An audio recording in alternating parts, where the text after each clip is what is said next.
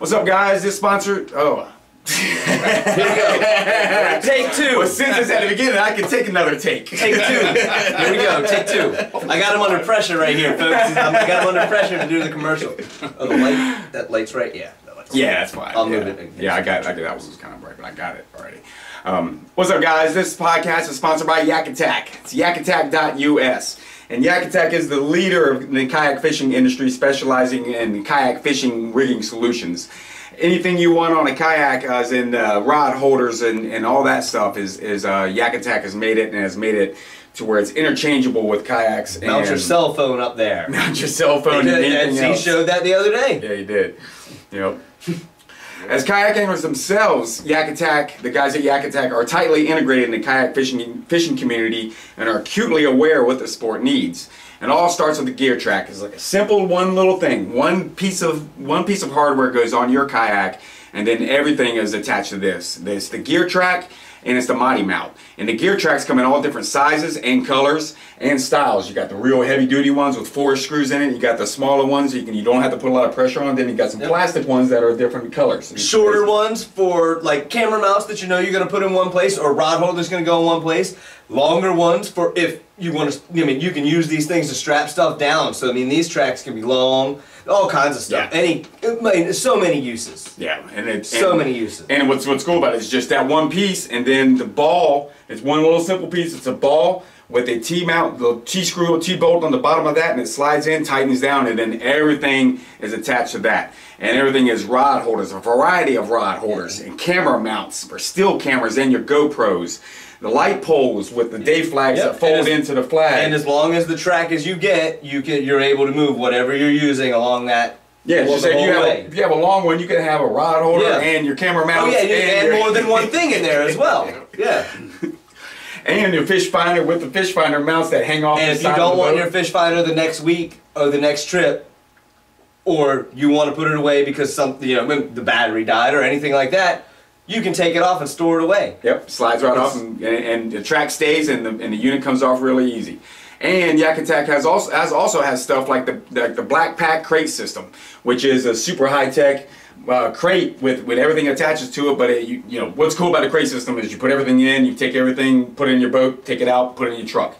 It's so you don't have a whole bunch of stuff. And they have a black pack, and then they have a white pack, a white color one. That's when you're in the south and the sun's I recommend the white one. Yeah, from here south. Recommend from any. I don't know. The sun shines in Montana. I recommend. Imagine it might cook a little bit in the black ones, but and all this stuff is made in the USA. And Yak Attack is actually here in Virginia too. They're a Virginia company. This month we've got the panfish portrait and dog bone combo. The panfish portrait camera mount and dog bone combo pack can be used together as a 19-inch tall camera mount and separate as 2 pieces camera mounts. So you can have them one piece together and have a really extended piece that is adjustable in all different directions, or you can have 2 different camera mounts. So have your GoPro on one and your still camera on the other one.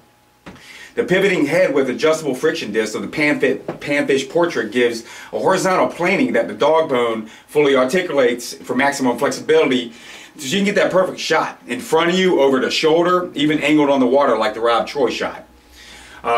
That's one of the really cool things is the dog bone. Not only that, is you can take that piece off, and then the phone fits in inside rod holder, flush mount rod holder, so you can also do it that way.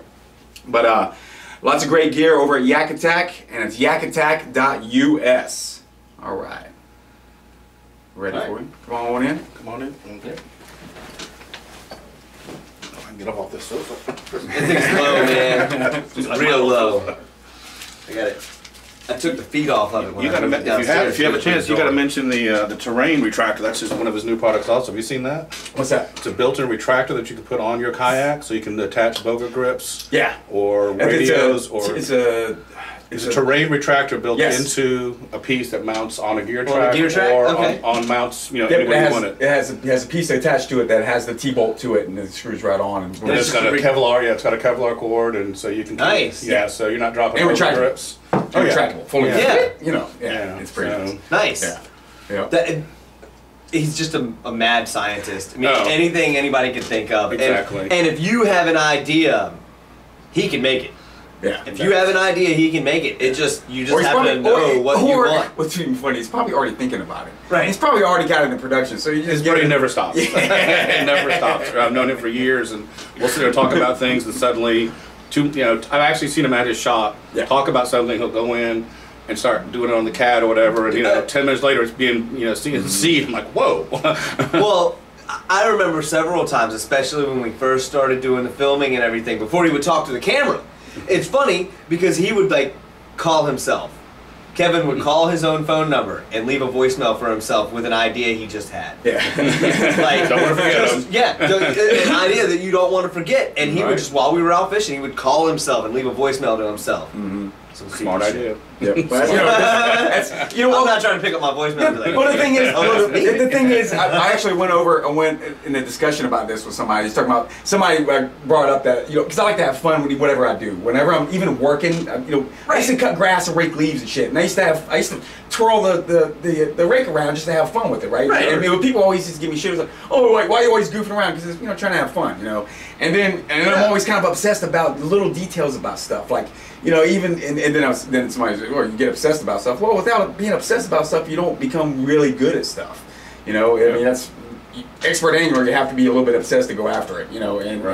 And Luther is to make what he does and do what he's done in the yak attack. You got to be a little bit obsessed. And mad scientists are obsessed. And definitely. Yeah.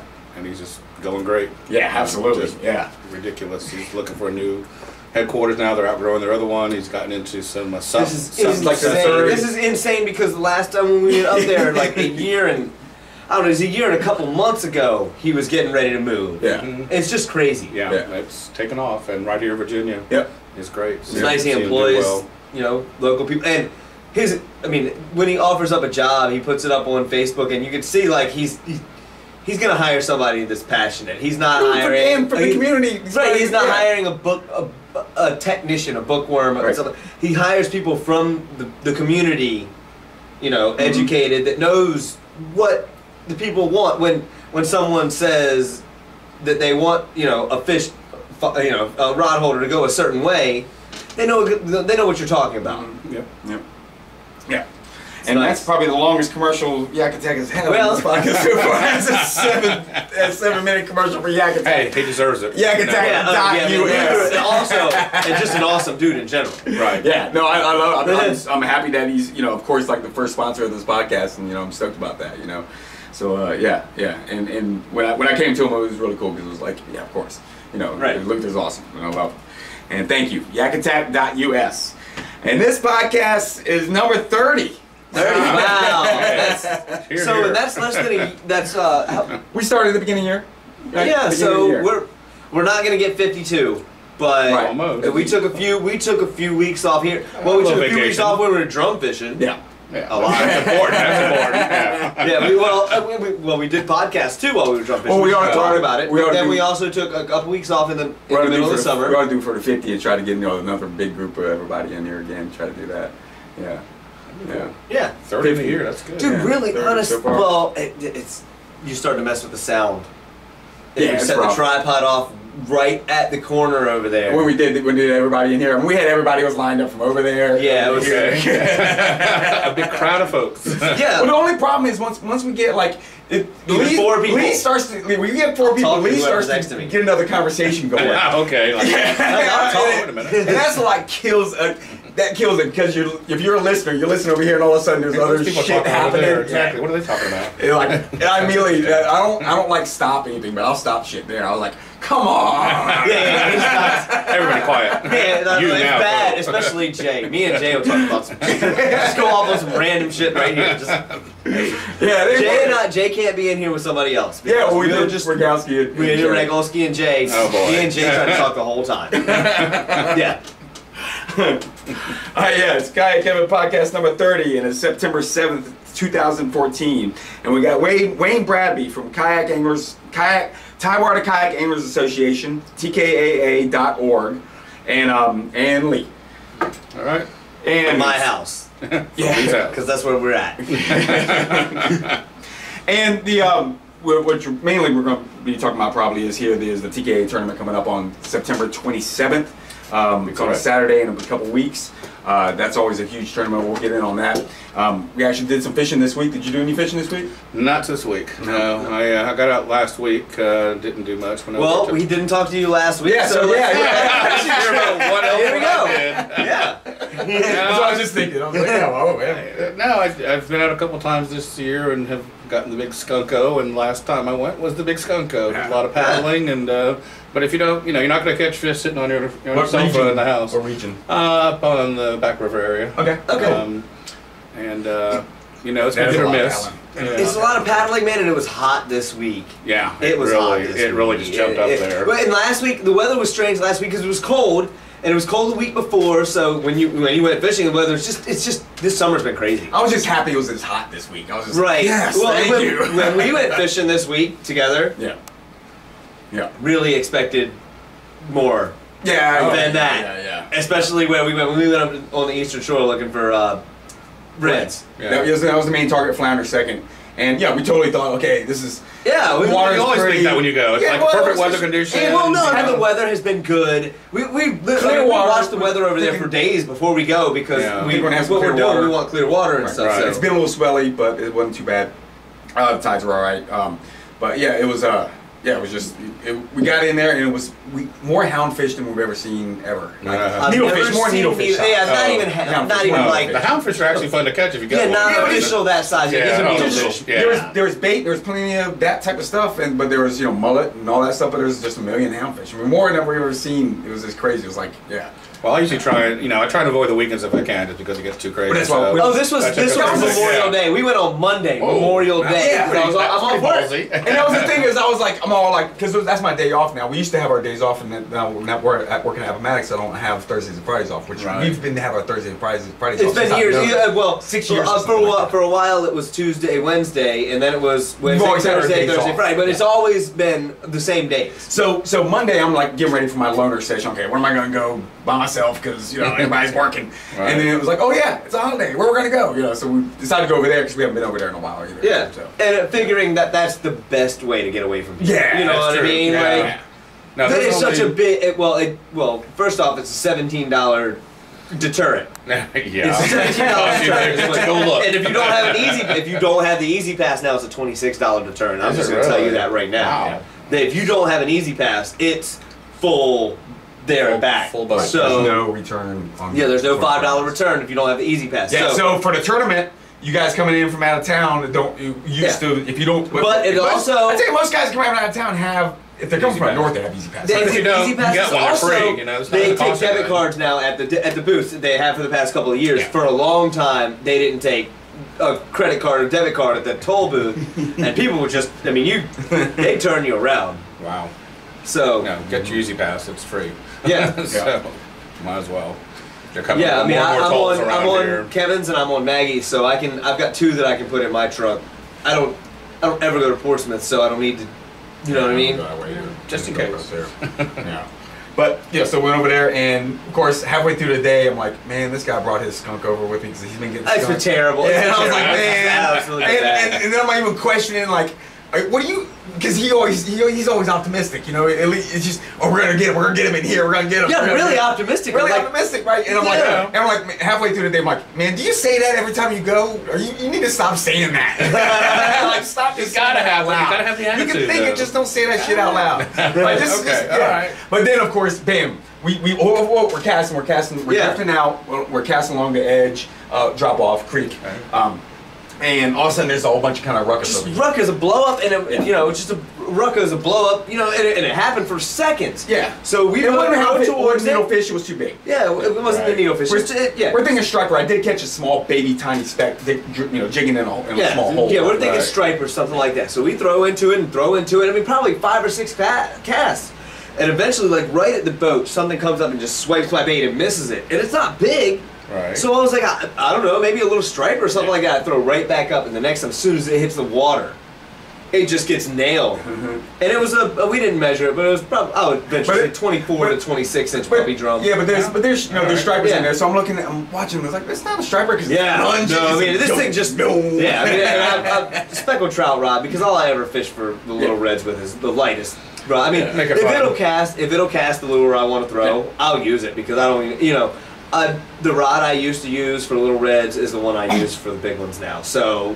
there's no sense in me even taking that out there for anything under 40 inches. It's not even worth it. It does, I mean, sometimes I do use it for flounder fishing because it sets the hook a lot better if there's going to be some water. Yeah. Going over where we went, I don't worry about it as much. Plus, if I lose a flounder at the boat, it's happened so many times. It just doesn't even affect. I lost a giant one in the inlet the other day near the house. I mean, a giant one. And it wasn't, I mean, not giant enough to be citation mad. But it was 20. But it, 22, 23. Yeah. I mean, a doormat flounder. Just gone. Yeah, when I don't eat them anyway. They flip up and Yeah. they're done. I don't eat them anyway, so I let them go anyway, so it doesn't matter. Yeah, So we let that one go, and we keep casting with nothing. We work our way out, and we see Damien come out around the corner. Yeah, around the corner there comes this orange kayak. I'm like, huh? And I'm looking at him, I'm going, Look up and look at the crate, and I see the crate, and I was like, that's Damien. And then, you know, and then he starts... And then all of a sudden a yellow boat comes around the corner. Well, first off, you saw him out the way he was casting. Yeah. And you're like, is he hooked up? And then I look up, and the rod is limp. So I'm like, no. Well, it turns out he missed 2 on that cast. Yeah, so, so Damien paddles around the corner, hooks up, so... right in front of you. Yeah, and then his girlfriend hooks up, but she loses it, but so... It seems like we're just one school that we hit. Yeah, it was about the right timing that he got to the mouth of the creek, about the time the school that we caught way back in would have been moving, and we never got him again. And the fish with the tide was heading that way hard during the fight. But I mean, of course, with dragging the kayak, you can't keep up with his buddies. Yeah. Kevin was casting way in front of me, and nothing. Nothing. Yeah. So... But they were just moving really fast. And that was it. We tried to go flounder fishing. We caught some croaker and stuff. But croakers. I caught a small flounder. I caught one tiny flounder. Yeah, and that was it. And then I went to the bridge this week, and I went for spades, but I got there late, and the current was already running, and I have a hard time really hooking into them when the current's running, because it's just the way they hit it is hard. It's just they come up to the side instead of coming. And you use the ultra gay jig head too, so I like that. Yeah. And I think they were just babies, so it was just getting nibbles. It wasn't getting solid hits. And you can tell when there's some bigger ones, you can get some solid hits. The thumps, it's always a tap. Yeah. But sometimes it's a tap. You know what I mean? Like sometimes it's a lot more proficient of a tap. It's a better grab. Yeah. So they got so big. So I'm like, all right, I'm just gonna go look for the Kobe, because I saw a Kobe a couple weeks before, and Jack had seen one about the same area. So Jack caught a little one. Spade fish, but he saw a few. He said in that same area. Yeah, in that same area, in the one day. I'm rigged up. I already have croaker in my live well, so I'm already rigged up for in case I see him. Right. And so I zigzag. Caught that on a spade fish rig. Yeah, a little baby one. Yeah. So I go back down. I go down. I come back up, and I go back down again. And by then the wind's really died out. I'm like, okay, the current's not that bad. He was supposed to come out, but he's not coming out, so I'm not going to meet him. I'm going to go to the other side. I'm going to go to the second island and start working that way. Because I always wanted to do that. It was Maggie's only day off, and but I was already out there. The winds were calm, and the currents weren't going to be bad. And I was like, all right, I'm going to go. So I get on the other side, and I start my paddle over that side, and it's a whole different body of water over there. You know, it's more ocean-like. You can see the pilings. Spade fish are all over the place. You look down into the water, like, this side you can see 5 feet. That side you can see 10 to 15. Yeah. It's a lot of the time. Totally. Yeah. It was good, but I didn't see any Kobe. I went pretty much to halfway to the third. I mean, I got pretty much almost to the third to that pull off right there in the middle, and it was 4 o'clock there when I turned around. Okay. And they head back. Yeah, and so I started heading back. Current's weird out there. It pulsated. But also right there, like halfway between the second and the third, on an outgoing tide, it pushes straight down the bridge. Yes. Like you're going too fast to even look for Kobe with the current sometimes. I dealt with that. I dealt with that in the crossings. Yeah. Trying to time it out there, because it's only there that it runs north and south. Straight along the bridge. I mean, literally, you could almost ride it in between the pilings on the. Yeah. I mean, it's almost that straight going through there for about a half mile or 3/4 of a mile. It's literally straight down the bridge. Which will make you want to dive when you're crossing, because you're not even halfway there yet. Yeah. You're against it crossing, and it's not quite the same going in. The incoming tide is not quite the same angle. I mean, it's still angles north. But it still angles north. What do you think that is? It's just that the way the contours of the bottom, because the currents are ripping up at that point. Yeah. They're starting to rip up. And there's so many shoals up above there too. No telling what does with the current, man. Right. The bay is so shoaly. Yeah. So even where it's not shallow, the bay is so shoaly. I mean, it goes from 45 to 25, and it's just. Even at HRBT, and I found out a couple of years ago, as you coming from the Norfolk side going into the tunnel, I was paddling out there late one night, and I'm paddling, looked at my depth finder, I'm like, 2 feet, that can't be right. And I put my paddle like, damn, I could stand up here and wave to the traffic and they would freak out. Because you think it's, you're looking at the bridge, tunnel, and everything else, you think it's 20, 30 feet deep. It's 2 feet and you're way out. Yeah, you're way out. I was 2 feet deep out there. I was between the spans. Yeah. I'd be waving to people. I thought maybe that's what kills me when I say people trolling through there. I know. Or you hear the engine through there. You hear the engine. Digging up some dirt, making a new trench. Thank you very much. Yeah, it's crazy. Yeah, and it changes all the time too with the storms that come in. And but all that is also really soft sand. Yeah, it's always moving. It's really soft. You stand up and you would sink in it. It moves. Yeah, well, I did not get out and stand in it. Yeah, I've thought about it. I've tried it. It's a little loose. Yeah, it's not a hard shoal. It's I had problems with mud in Florida. So I know still. If you're going down, I don't want to be in it. With my weight, I'd be up to my up to my waist or something, and have Coast Guard come bail me out or something. Let's not do that. Air lifted out because vertically it had to be vertical. It makes a noise. Yeah, exactly. I'll stay in my kayak. Thank you very much. That's right. So yeah, so the wind's starting to pick up by the time I get to back to the second. I'm like, oh, here I am again at the second, and the wind's in my face. So I get across, and I start back. I'm still looking from the first down. And I'm looking, and the wind's getting bad, but then about the same spot where I've seen them before, and I see another one. So now I'm thinking, okay, I just paddled to the third island, and now I'm seeing them back here again. I see them right where I could have just zigzagged all day. Well, you just... But you know what? I wanted to go over there anyway. Right. I've been talking about that. It's been and actually, we'll get into it, but that's where you went, and you went past the spot that it was. I know, and that's why when you told me that, I was like, Friday. He told me his story coming up and made me go, God, I was just there. But anyway, so I see one, and I'm like, all right. So it's around the front piling. You got that's one. Current's coming this way, and he's circling this piling. I mean, tight, just circling tight. People love to follow back here, and I love it when they do. I love it when they do because I'll drive my boat down. Not my boat, but any boat I'm in, I try and talk to anyone. Dude, if you can fight the current, if you don't feel safe, we'll try and look far. Right. But you miss a lot of fish. Too, because their heads are here. Yeah. They're literally in the current. Just stalled out in the current, just waiting for things to come. But up front. I mean, sometimes they're circling the pilings. Yeah. Those ones don't bite nearly as much as the ones that are just sitting there waiting for some shit to come to them. Yeah, they're hungry and waiting. This one was straight circling. It was pretty. So I had him. I was like, okay, got him. No, I go into get my breathing right. I'm trying to not get. I got him. I'm good. I got the right rigs this time. I'm all good. I got a shot at this thing. I got to get my croaker, and it looked like a smaller one. But then when I first saw him, and then I got the smaller croaker. I had 2 croaker in there. I got the smaller one, and then he came back again. I was like, oh, okay, that's a big one. That's a solid 50-inch pounder, that range, right? So I throw on, and say here's the piling, and he's circling around this back side. I set up so I'm basically facing the piling. So if he goes this way or this way, I can nose whichever way. So I'm setting myself up. Yeah, and that's how we set up in the boats, and we try and pull them from going around. But in this one, you can go around, and you can't pull. No, so I have to be ready to go. Right. So I get here, and I throw probably 8 to 10 feet almost away from that piling. I mean, I throw pretty fucking far. It's not right here.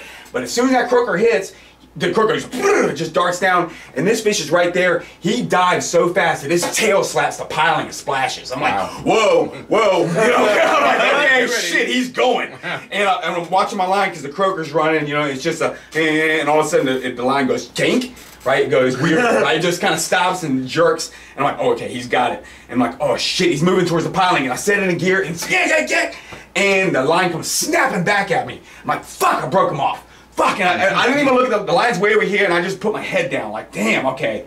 So I reel up, and my hook's my hook's still here, and I'm like, oh shit. You got a shot. He just got the bait, and I'm looking down. He's got the bait. I got another shot. I look up, and here he is. I'm like, all right, I got him. I got one more shot. I got one more croaker. Let him have it for a second this time, you know. So I do the same thing again, and I wait for him to come around. He gets in that same spot, throw it in the same spot. Croaker goes, and he just goes, shoop. I mean, just oh yeah, I just got one. I'll get another one. As fast as he can take off. It was free and easy. Just takes off. And again, I can see the line, and he has it, and he's going back towards the pile. I'm like, I'm getting scared because he immediately just turns. That's all I want to do is go right back to where they were. And I'm like, oh shit, but I got it. 1,000. One's enough, man! One's enough. One's enough. Give it to him. And so he's lunge, and he feels like he's going between. I feel him go like this, and I feel my line hit, and I go into free spool. Okay, he's through. So I put it in free spool, and I paddle over here. Wow. And at this point, I'm like, I tighten up again to see if it's around, and my line's back over here now, right? So it's still here. I'm like, shit. So I kind of like turn and just kind of get over here, and I'm still trying to get my line out, and it's come tight, and I come tight this time, and I kind of feel it pull, and the fish just pops up over here. And he just comes to the surface, and I'm like, shit, he's over there. I'm thinking he's around the other side again, and then he just shakes and breaks off, I think, at this point. So I come back again over here, thinking he's over here, and so that's when he's already off. I don't feel any more tension. I come tight, and there's no more lunge and nothing. So I'm like, okay, where's my line? And I start pulling, and I get to a spot, and I have to get under the water and kind of jerk on it, and it pops out one time, and it's back on this side again. I'm like, shit. And I come around, I get 5 more feet, and it pops out again. I'm like, damn, 5 more feet, pops out again. My line had like zigzagged on the oysters. Oh, yeah, he had just like a cleat. When you were in free spool, he swam in between there a couple times. Yeah, he didn't go around. He hit here. And I'll tell you what he did in just a minute. Yeah. When we get to Friday, but I got to go through Wednesday, Thursday. I had a long week after we did our trip. I had a long week. Yeah. But that was it. You know, I mean, it's glorious. And it was good. It was good. You know, it was all day for that action. I went the next day and just zigzagged that area. And the winds kind of came up. And it was kind of bad. But I had casts where I was able to cast bucktails. I had a drifter where I was able to drift right along with the current. Up. And I just kept working both sides, and nothing happened. Yeah. But it's a big fish fishing. Yeah. But then, at the end of the day, I'm like, at the end of the week, I'm like, shit, I didn't catch a targeted species all week. I caught croaker and I caught that little baby speck, but that was it. That was it. Yeah. Yep. That was my week, but that's. At least you got a little bit of pullage. I got nothing. We threw everything we had. Some kind of crazy action. I don't know what it was. It was some kind of pullage. It was 2 minutes of crazy. Wednesday was the day that Jake Hiles posted up that everybody in the world was out fishing the buoys, going crazy and everything. So Rick and I and Jay were going to go, after last week's tragedy of losing one off the gaff. Yeah. Ooh. That's right. The wrap. The wrap and loose, off the hook, off the gaff, gone forever, dead as fuck. Oops. After that, so Rick's like, you want to go again Wednesday? And I'm like, yeah, this is like Tuesday, you know, when I'm at work. He's like, invite Jay. There's no reason he should miss the misery. Yeah, you know what I mean? So Jay, we head out of the inlet out of Rudy on Wednesday afternoon.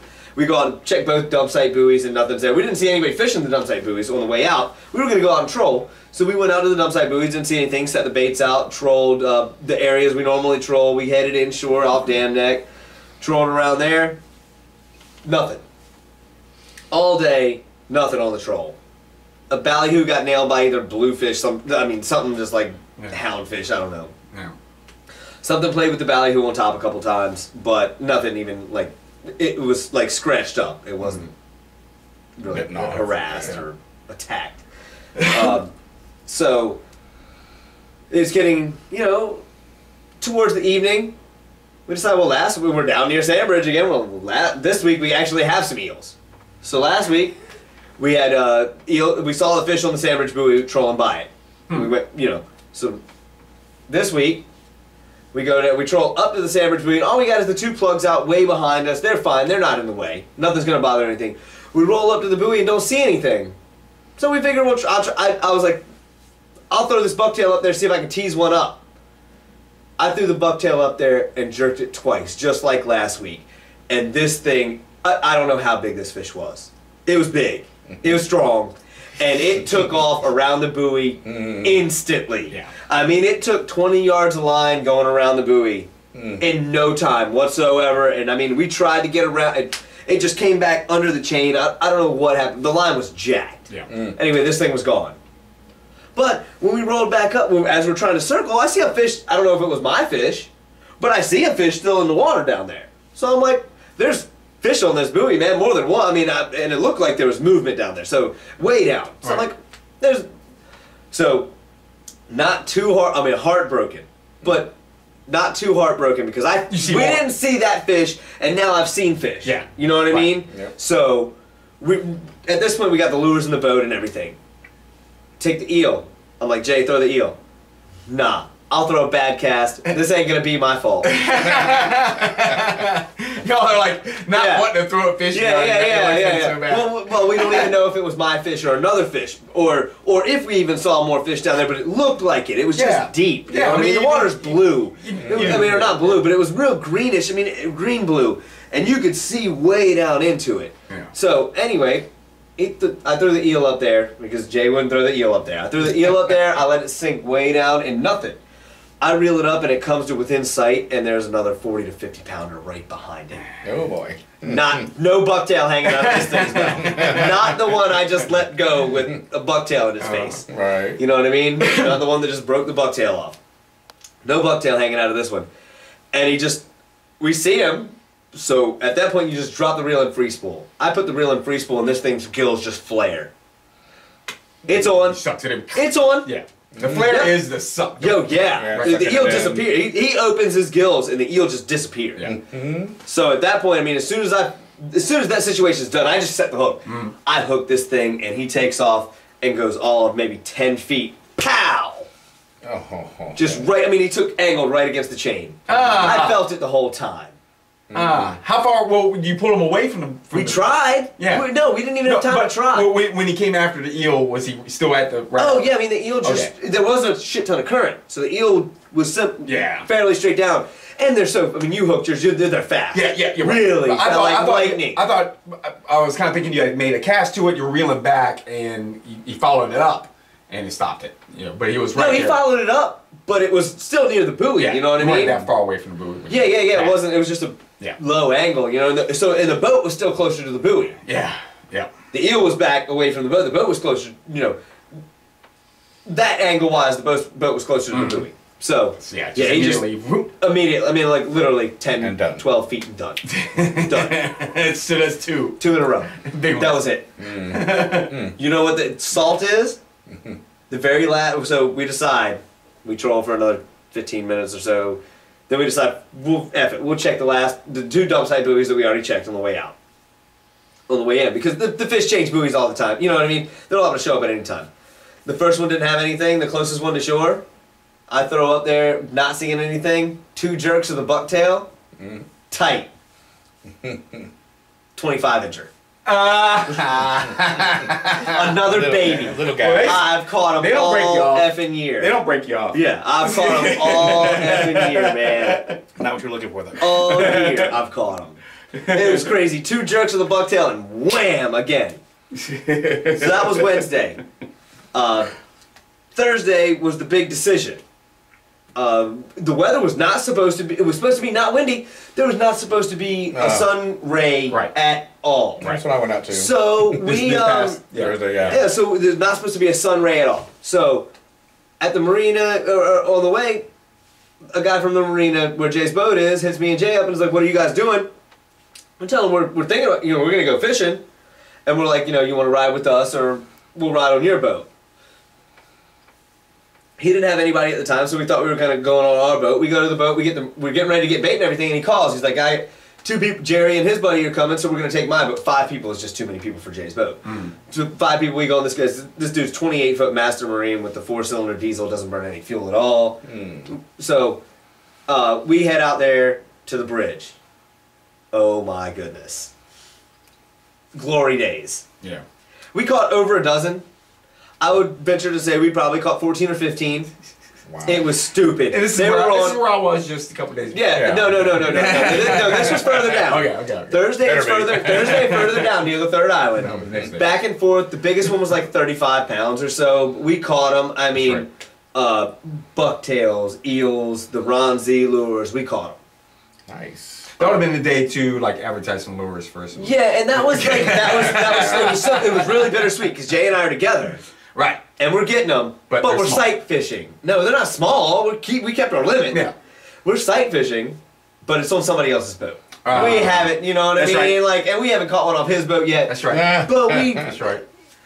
But we had a great time. You know what I mean? Yeah. It was an awesome day, but a little bittersweet. You know what I mean? Because we could have caught some fish on his boat that day. Just the two of us. I mean, there's no way you could have messed up that many chances. Yeah. You just statistically, one of them had to go our way. Like, I mean, just statistically, mathematically, we couldn't have messed up that many times. So Friday comes around, exact same forecast. I wake up in the morning and my skylight is blue, just blue. But I know what time the tide is changing, and I know what time, you know. And Jay does as well. We've already agreed that we're not going to rush out. Right. It was so hard to go to the gym and work out that morning and do everything and stay focused. But I did it. I mean, I went running. Right. Because that's easier to stay focused on, because once you're 2.5 miles from your house, you effing have to go back. Yeah. You know what I mean? You don't like, you know what I mean? Well, one of the days I saw you on the way back from the gym. No, that was Thursday. That was the boat day we went with Brian. Yeah. I saw you, Yeah. And then the next day I ran. So I run, and then I get back from my run, and I'm thinking, it's the sun is bright shining, but we haven't agreed to go for another 2 hours. But I'm thinking Jay's probably already been at the gym. I text him, and he's like, I'm just going to the gym now. And I'm like, oh. Okay. I mean, it's fine. Alex is almost here. Right. Alex drove down from Richmond. Alex has been talking about trying to come down for a while, man. He's been so busy with work, he just hasn't been able to get down to do anything. Yeah. And so he'd been trying to talk about coming down, what we were doing this week, you know. So I told her, you know, it looked like we were probably going to go. So I was like, no, probably going to go tomorrow, whether it's night. I mean, we saw some fish on the bridge, so some fish we saw. Every fish we saw had 3 or 4 with it, just about. It was, or at least a pair, or 3 or 4 or 10. I mean, it was ugly. Sometimes there were a bunch of them like this. You know what I mean? Just a bunch of them like this. Wow. So, and that was like I said, that was Thursday. So Friday, Alex is down. We get in Jay's boat. 10 o'clock or so in the morning, you know what I mean? And the sun is finally up high. We got out to the bridge behind the second island. We probably start like 30 pilings behind the second island. I climb up in the tower, try and hand Jay a drink, his drink, you know, and instantly, he's like, well, there they are right there. Small meat, maybe some keepers, but we don't know, you know what I mean? Yeah. They're cobias. Yeah. Turn around, no eaters. They won't eat. The current's ripping still. Right. No eaters.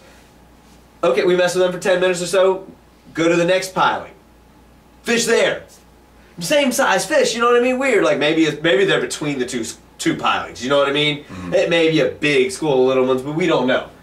No eaters. Crazy.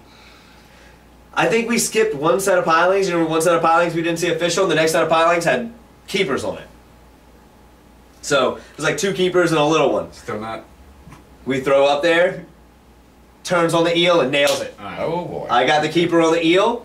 I pass it down to Alex. I go down to Alex. I know it's keeper fish, but we're just gonna net it. You know what I mean? It's small keeper, and it's just easier to put the net on a small keeper than it is to try and put a gaff in and keep something that's gonna go absolutely crazy. Yeah, they don't like being gaffed. Yeah, they don't like being gaffed. The little tiny ones can throw themselves around way more than a giant one can throw himself around. Once he's out of the water, he weighs a shit ton more than he weighs in the water, and he doesn't have leverage. Right. Yeah. So, plus once you got him going. But anyway, so we were getting ready to net this one, and Jay's like, oh, little one's with it. He throws the bucktail down, jerks it a couple times, and wham! So we got a double. The first two, we got a keeper cobia and a little cobia. The first keeper we caught in Jay's boat, we caught a double up. Yeah, you know what I mean? And one of them was the little one, one of them was a keeper. Yeah, nice. Yeah, we're christening after months. Oh yeah. It's been torture. Yeah, it's been torture. Yeah. Cobia season's been amazing, and we've been terrible. A saga on. Ongoing. Yeah, if you haven't followed it, it's been pretty ugly. I mean, at one point I was really. I should be more excited. At one point I was trying to give my tackle away. That's pretty bad. Trying to leave it on Rick's bow, like not. I don't keep it no more. It's bad luck or something. Bad juju on that stuff. I can't catch shit on it. No, I'm done. No cobia fishing. Leave done. Done cobia. So that's glory. Yeah. 2 sets of pilings later, fish the same size. Another small group of them. We get one out of that group. So now we got 2 keepers in 6 sets of pilings. Nice. After 7 or 8 weeks of catching nothing. It's incredible. So all the fish the day before were down towards the 3rd. So down towards the 3rd, we truck. We keep going. And we keep going. And we keep going, and we pass boats. You know, there's not that many boats. It's not that crowded. You know, everybody got their chances. It was not that crowded. Like I said, we even gave a fish away later. You know what I mean? Told one of the charter guys we seen one when he just first showed up to the bridge. Instead of catching it, we just told him we saw it. He went around and caught it, killed it. The client's happy. Yeah. So everybody's getting their shots. You know what I mean? We're driving down the bridge. Driving down the bridge, 2 sets of pilings from the 3rd island, we turn around, we ain't seen jack. Nothing. All the way back, here we come, trucking down the bridge, we get within 2 miles of the 2nd island. There they are.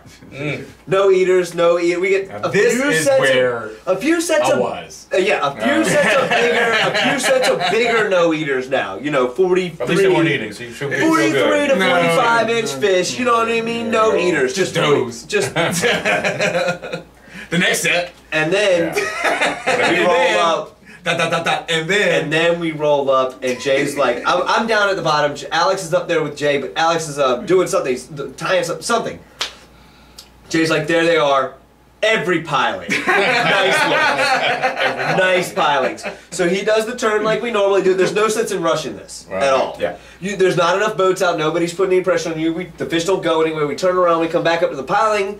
Don't really see them that well. They're way down.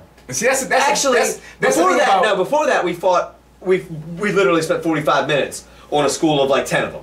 Right. Trying to get them to bite, and trying to get them to bite, and trying to get them to bite, and nothing. 3 pilings from them is where these big ones are all on this piling. Turn around, get set up. Jay throws the eel up, or not Jay, Alex from up top. Jay's driving and sighting. He's not casting. Okay. Until we get away from the bridge, because that's just smart. He's driving and looking. So Alex throws the eel up there, a fish rolls on it and misses it. And I throw the bucktail between the first 2 sets, and Jay's like, no. As soon as it hits the water, I was like, I don't know, man. You said they were, I jerked the thing like 3rd jerk. It just snatches. And the line just starts screaming off, and I'm like, oh shit, Jay, this is a big one. And at that point, I realize he's not going anywhere except straight down. I hooked and I know it's a nice one. You know, I don't know how big, I didn't see it. I know it's a really nice fish at this point. The drag on this reel's tight. You know what I mean? This thing is just screaming, but not towards the piling at all. I'm like, just drive him out of the bridge. Just drive him out. Just drive him out. So we get him out in between the 2 bridges because he wanted to go that way, and there's no sense in trying to go opposite way as he's going. If he's just staying out of the bottom away from the pilings, we'll pull you the way we want to go. So we get him between the 2 bridges. That's pretty safe. You got a good distance there. He comes up to the top, and the very first time he comes up to the top, Alex is now down there with me. I'm getting ready to give him the rod because I want to gap this fish. I want to make sure we kill this fish. You know what I mean? I know he can fight it. It's hooked on a bucktail, so I know it hit it hard. You know what I mean? It's like one of those things. Like when they hit one of those bucktails, man, they're hit done. The shit out of them. Yeah. It's hard for him to shake the hook if you keep the line tight. Right. So I'm getting ready to give him the rod, and this thing comes up to the top, and right behind it is, like, I'm not even exaggerating, 12 to 20 of his buddies his size. My God. And I had seen before, well, they all came off of that piling, right. the ones Jay saw. Yeah. They all come off, dude, and they're up there. Jay throws from up top, throws the eel. Before it even hits the water, my fish has dove, and they all followed it down. No one ever came back up with it again. Ever. Wow. So I hand Alex the rod, he does the work and gets the thing up to the boat. Finally, it takes probably 10 or 12 minutes. I mean, this thing really swam around on the bottom. It was the lightest rod we had. It always happens that way. I mean, it wasn't the rod I wanted to throw the bucktail on, but it was a rod that already had a bucktail on it, and Jay said there was a shit ton of fish up there, and one just missed an eel. Yeah. So, F that, dude. These things are biting. Yeah. So, like I said, he was on, and Alex did the work. I got the gaff of that thing, pulled it. While we were fighting it, right after we saw it, a boat rolls by. A guy that's been cruising the same part of the bridge. And I was like, dude, just keep your eyes open around here. And he cruises by us. I was like, man, he's like, you got a big one on? I was like, yeah, but that's not the deal. There's another school of big ones just swimming around here. This one's been back up, and it's not they're not with it anymore. Yeah. I was like, man, and it was, 10, 15, 20 big ones like this one. Yeah. Wow. So those guys circle around a while, and they guess they never saw it. So they go to work on. We land the fish, take a couple of pictures, cruise back, get set up, 2 sets of pilings, and Jay looks off the bridge, a turtle pops up, and they're all around it. The same fish, probably the same school, just big fish all around it. He turns to go cast. Literally, the turtle comes out of the water, pushes one out of the water, and like rolls off the turtle's shell into the water. It's like SeaWorld, you know what I mean? Jay goes to cast, and another time, before it even hits the water, the turtle goes down, and the fish just go with it and never ever come back up. And we follow that direction. Nothing ever. That's so crazy. And we go back to the bridge, and we released a couple of little ones, and that was it. Yeah. But I mean, when the tide slowed down and slacked, we went home. We could have waited till the tide picked back, started turning around to come in, switched our angle of driving, and they were gonna pop right back up. Yeah. And start eating again. But dude, that was the best day we had on his boat. We landed 5. Yeah, finally we landed 5. I'm sorry it took 45 minutes for us to get to the That's fishing. okay. We killed our limit. It was worth it. Yeah, well, it is because that's a big deal. We killed our limit of 3, and that's not something we even have to do every time. Right. But we didn't get our chances, but we saw some giant. I mean, it was literally that was cool, dude. Yeah. I was on the rod, and that thing came up, man, and all of his buddies were the same size. There were not very many that were smaller than him in that group. You know what I mean? And that many of them behind one. Oh yeah, they're everywhere, dude. And then they're rolling off of a turtle. Yeah, the turtle literally pushed one out of the water and just rolls off his back into the water. Yeah, stupid. Yeah, and then he's telling me that story the other day. I'm like, God damn it! And this week's coming up is full moon current. It's gonna be. I can't. Even if the weather was good, it would be a hard time for me to fish that area. Yeah. It was terrible yesterday. Yeah. Yesterday, cobia fishing was terrible. The sun was shining. I mean, it was a little bit of wind, but the sun was shining. Everything was great. Yeah. Terrible. Yeah. Day on, day off. I mean, the charter captains posted up pictures from the day before's reports. Yeah. Yeah. That's how bad yesterday was. They posted up. They were posting late reports yesterday. Yeah. One of my buddies went out and he got lucky. He got a cobia and he found the drum. He caught a drum. I don't know whether he found him on live bait around the islands or whether he was sight fishing, but he got him a cobia and he got a drum. Yeah. That was a great day for a lot of people that were on the water yesterday. Yeah. Which is, I mean, crazy because Thursday and Friday it was stupid. Yep. Stupid good. Yep. Good. Yeah, it's all right. My cobia saga continues. Yeah, well, this is the second one I've broken off this year. We still got a month Yeah. to go try, but it's a long drive. Yeah, I know. It sucks. Yeah, but we got reds down there too. So Yep. we got 2 big fish targets in one area. Good fall fishing. Sturgeon. I'm always sturgeon fishing. Always. And we got a TKA tournament coming up. Right, this September 27th. That's correct. Yeah. That's correct. And this is probably the third largest Largest charity tournament in the United States. United States, not just the East Coast, but the no, definitely United States. Yeah. I mean, I just saw there was a big tournament I just heard of, the one out in Texas, Louisiana, the ropes or something, or the redfish rodeo thing. Yeah. Oh, like rope and bowl. 730 kayaks or something. Wow, I don't know if that's a charity tournament or not, but that's a pretty big tournament. They only caught 24 fish or something this year. That chick won it on the stand-up paddleboard. Wow. So like a guide's wife or something like that down there too. Like, you know what I mean? Or somebody that fishes a lot down there's wife. Yeah. It wasn't even the dude that wanted it. It was awesome. Yeah. His wife catches it and wins That's it. an amazing number of plastic boats to be in the water. You see a picture of that? Yeah. The launch? Yeah. It's like everybody launches in the same spot. Shotgun launch. Yeah, that's insane. It's a little much. Yeah, we can't do that on the name. We can only get about 20 people out of there. But no, this is the 10th year for it, and that's it's 10 years. 10 years we've been doing this thing. Yeah, and it's gets bigger every year. We just have flashbacks of the first ones. Oh, we're out at Long Bay Point with about 20 of us on the marina out there eating hot dogs from somebody. And I think I did the second one. The first one was a split off kind of tournament. Well, Corey Ruth started with the fly fishing Right. thing, and Right. and I was doing fly fishing on the kayak on my Old Town Twin Otter. Yeah. Back in the day, well, there were no boats for big fat boys like me, so I had to get someone to hold me. And until I turtled and Rudy one year, I fished that thing I fished it at night at the HRBT or CBBT, and it was fine. And I remember remember it. And then I flipped it one day, and I said, "That's enough of this." Yeah, Because those are tough to get into. Yeah. Oh, it was more embarrassing. Luckily, it was in the fall. It was not cold or anything, and you're sitting in front of it, going out to where all the bank fishermen are. And we were live fishing. I think we were fishing for, I don't know, flounder or something up against the rocks with live mullet. And I'd thrown out a couple times, and one time I did it, and my gear just sailed. I'm like, what happened? How did it get off? I'm like, okay, retie it, go back, grab all my stuff, do all the rigging, put another live bait on, throw it. Same thing happened. I'm like, what the hell? Did I not tie the knot? What's going on? But the third time I did it and it came off, I'm like, something's happening. I found out later on, because I did get the rod back, that there was a nick in the last eye, and it cut Power Pro like butter. Yep. Like, you can't cut Power Pro when you want to. Nope. And here I am, That damn sure will. So, so now I'm all pissed off, and I'm reaching back again to get something away, because I'm flip, and just flips me, and as my buddy said, it was like the Rudy in a garage sale, because there was stuff floating all over, coolers, bait, Dude, a guy literally tried to give me a hard time the other day because I cobia fish, especially when I'm fishing around structure with an 8, 9, 10 foot fluorocarbon or mono leader, depending on what I have. Yeah. He's like, "What's up with that? That's your leader. Why you got all that?" Because braid is not abrasion resistant at all. And this mono and this fluorocarbon is way tougher. Yeah. It'll shred. It'll shred, but it'll still work. Yeah. Shredded braid is you're done. Yeah. Yard. Yeah. It's just gonna come apart. So anyway, this is the 10th year for it, and we've got about 170 people registered so far. We've got one more week of early registration. And, I gotta get on. How much is that?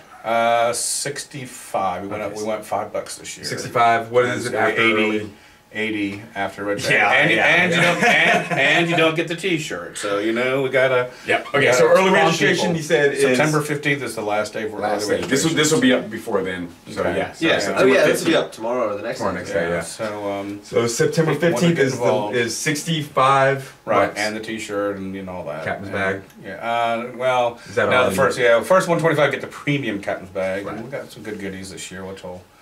So how many people limit is it? And excuse me. Do you limit the number of people? Oh no, it's unlimited. How many was it last year? 275. Okay. So we've got a little ways to go, but a lot of people were waiting till the very end. That's a lot. Yeah. It's gotten huge. I mean, I think it started off like maybe 30 people or so, and it's just grown over the years. And the cool thing is it's a charity tournament, so it's not. If you catch a fish, great, but these sponsors have Heroes on the Water. Heroes on the Water and Project Healing Waters do a little bit with them. Yep. But mostly Heroes on Project Healing Waters, and that got started years ago when we and I don't know if you fished this tournament or not. I don't know, about 6 or 7 years ago. We had to switch our Saturday tournament headquarters because of some stuff I wanted to get into to the ocean front at a hotel. Mm-hmm. I did that one. And it was a nightmare day of fishing, and it was a nightmare parking because of the Neptune Festival and all that. It's always a nightmare day. Exactly. The weather is always that is one thing that's literally guaranteed to be bad weather. It's one of these. They make up for it with the party. Yeah, it's one of these tournaments that it is every year. It looks so good a week or so out. You're like, oh, it's looking. I always get my hopes up, and then I get crushed the night before when something happens. Yeah, the exact opposite happened this year at the club challenge.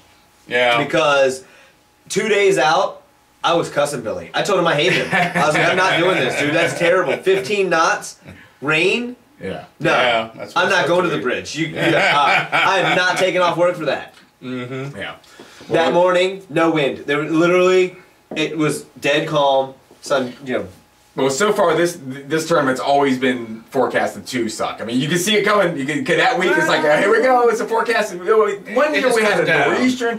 One year was so funny that it was like, depends on where you fished. Right, exactly. If you're fishing the southern area, you're fine. You go up to the one year it was like Rudy was getting downpours. Lynnhaven was fine. Yeah, middle, Back Rivers. That was getting like tornadoes. It was you never know. But that year when we were at the beach, that was the first year we had Project Healing Waters folks, and everybody came in and they're all grumpy and not bitching. It's all wet and it's windy and they're whining. And we had a group of veterans at the time fishing the tournament. And they came in beaming from, ear to ear. They were just so happy to be out. Everybody was like, damn, I feel bad that I was bitching. Look at those guys that, out there that maybe someone never fished before. We've kind of gotten away from having the veterans at the tournament only because we do so much with them all year long. The Howe chapter here in the local area run by Tom Vanderhayden is just an amazing chapter that does stuff, almost every week. It seems like they're taking people out. So in order to not have that going on at the same time as the tournament, it's gotten so big, it's still the same group of people basically doing all the work for it, that we just want to try and make it as fun as possible, make it run as smoothly as possible. And we've had some bumps here and there. That's going to happen when you have a tournament run by volunteers. Oh, yeah. And we try and do our best. And we've got some surprise. We've got some music this year. What? You got a band? Yeah, I got a little band. Well, maybe just a musician, but some little music there to keep people occupied while they're waiting. So we're going to be at Lake Wright? Yep, Lake Wright Conference Center. That's a good spot. Perfect area. I mean, I've been to... Good parking, it's got a hotel. Everybody knows where Ocean's East is. Yeah, and it's nothing else around it. I've been to a lot of tournaments. I don't know if you've been to a couple of tournaments where you're parking in some sketchy neighborhoods. Right. Well, you got all your gear and in your boat. And you're like, there's nothing there. It's literally its own parking lot. Yeah, there's nothing there. And they've got a security people coming around it, so you can, if you're from out of town, you've got a place to stay at the hotel. They've got discounted rates there for for our tournament. They really love us, and they just do a good job of keeping us happy and at one point it was down here at the pier. Mm-hmm. Yeah, for early years. Yeah, just too many. There's literally too many people for that. Yeah. Yeah. Oh, it's 275 people. It's too many people. That's a lot of people. Even this room is getting packed, man. It is. It is. But it's funny. About 2 years ago, there's a building behind this particular facility that we used to get into, and we were worried about we were talking about putting tents outside and all that. Well, about 2 years ago, literally on a Monday before the tournament, we're 5 days out, I get a call from the hotel and they said, Wayne got an issue. I'm like, what? What could it possibly be? The fire department came and inspected the building. They had water damage last week. They've condemned the building. I'm like, well, what? Are you kidding? Yeah, 5 days for the tournament. I'm like, you've got to be kidding me. No, they were not. So I said, okay, don't freak out, because that's not gonna make the venue come up again. So I made some phone calls and found that what I've always thought was correct. We do pay a little bit of premium for the meal we have there, but they give us the whole place all weekend. Mm-hmm. And the place we have, I wish there weren't some walls in between. It's like 2 rooms off to the side of the main room. That would have been because I wish we could have those things open. But they're not, and they're not going to be anytime soon. So I think we can stay there for a bit while longer, because I just love the location. It's easy to get to. It's right off the interstate. We have a 50-mile radius that you can fish on.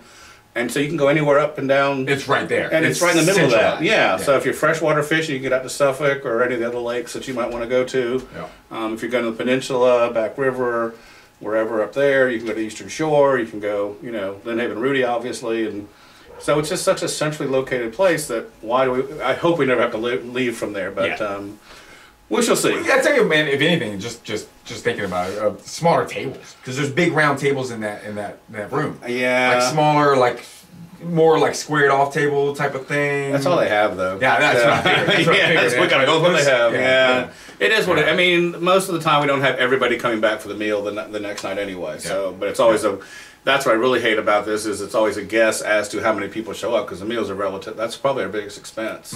And when you don't show up, we're losing some dollars there when we pay for the meals that people committed to, and But it is what it is. It's been great. We've donated anywhere from $10,000 to $15,000 for the past couple of years to Heroes on the Water. Makes our chapter here, really fund them well and get what they need. It's a good one to have. We have a centralized area for military anyway, so it's important to have a good one of the good ones here. Yeah, because at time Van Huysen's.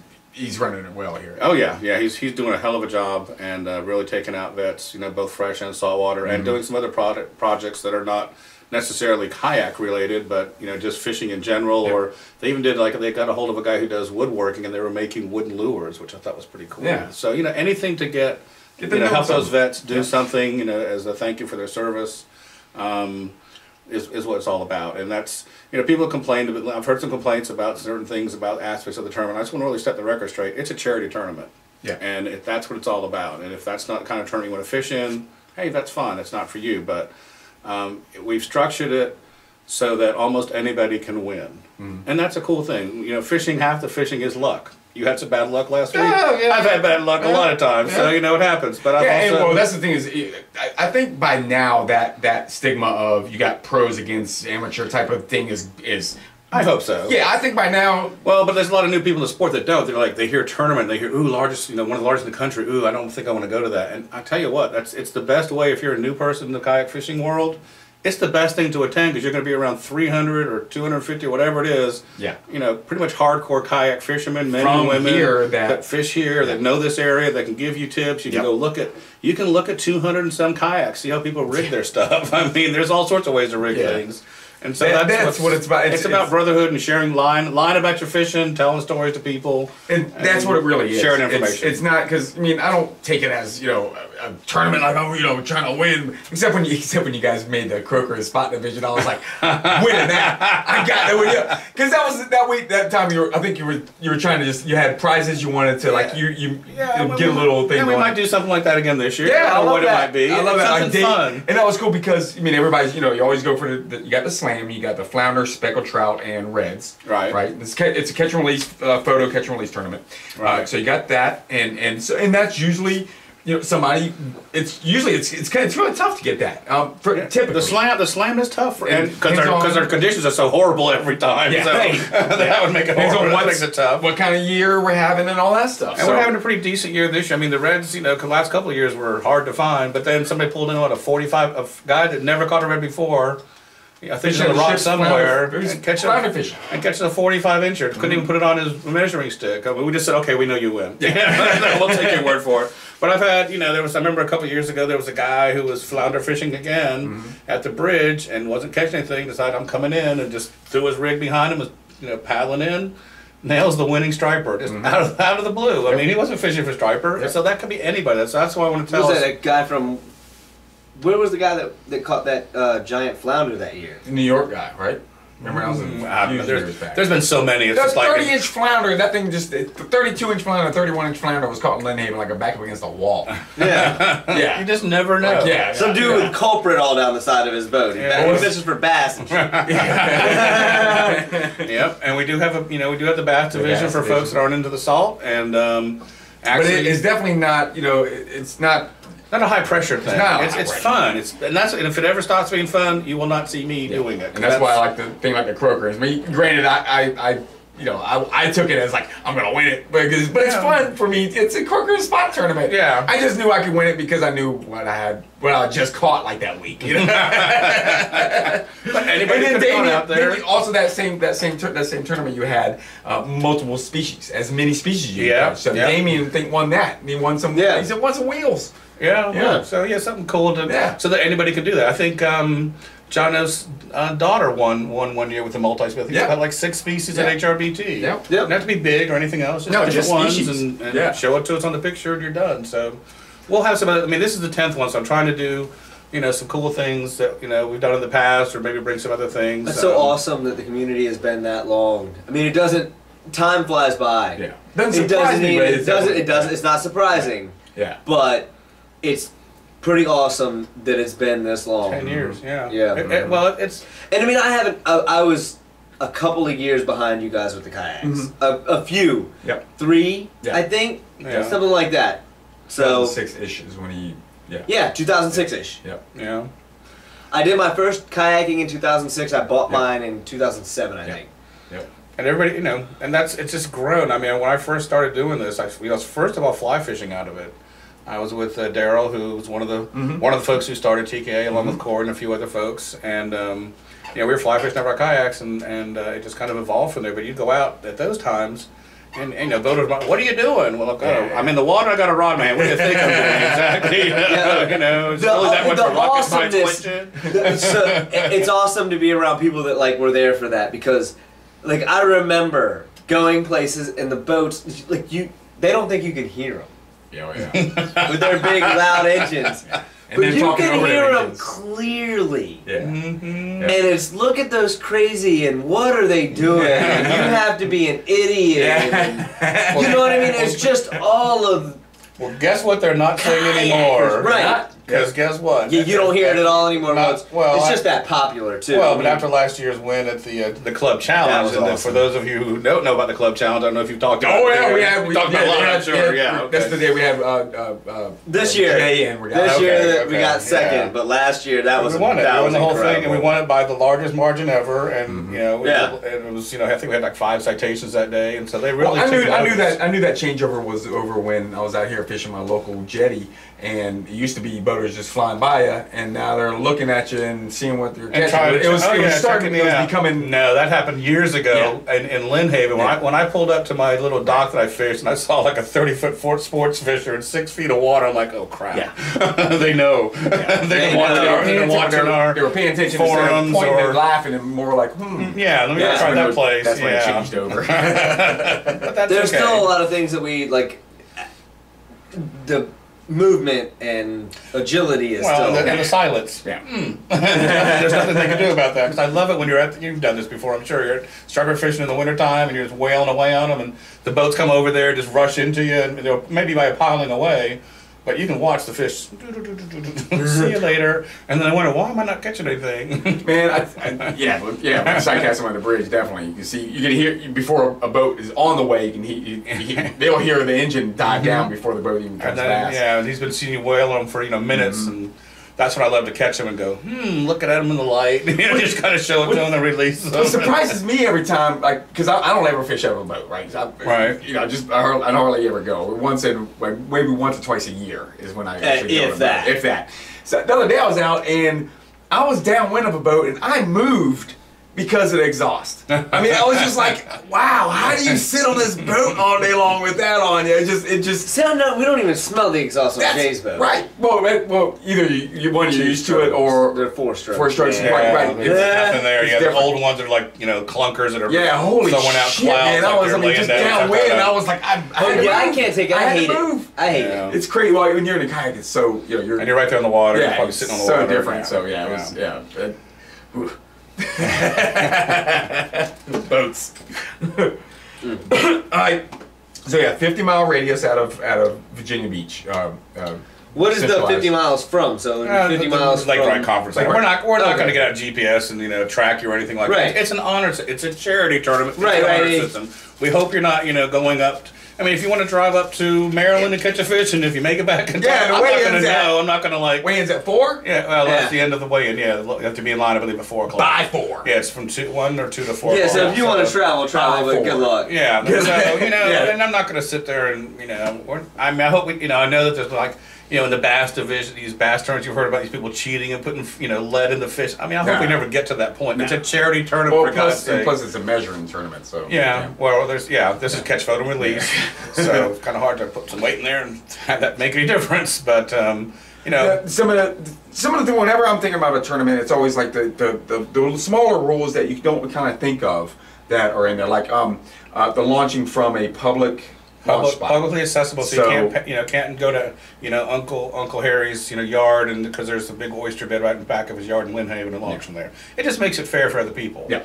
And so we try, and that's the whole point. But if it's to be fair. Public access, the end of a public street is perfectly fine as long as it's not private property. Exactly, as long as anybody can launch from there, my street's fine. You'll be fine. Nobody owns that. It's not a public ramp where you have to. You have to be a ramp. No, it just has to be a publicly accessible entry into the water. Yeah. Period. If you know about it, great. Beach. Yeah. You've got all these launches up here at Ocean View that right over where I parked my car. I guess you can cross that dune and fish the reefs out there. That's if you wanted a legal spot. Yeah. I'm always trying to go after reds, but the big reds, but I never can because of the weather of this tournament. Now, when I'm fishing for reds, normally when I'm on my own, I'm fishing a live bait and a artificial bait.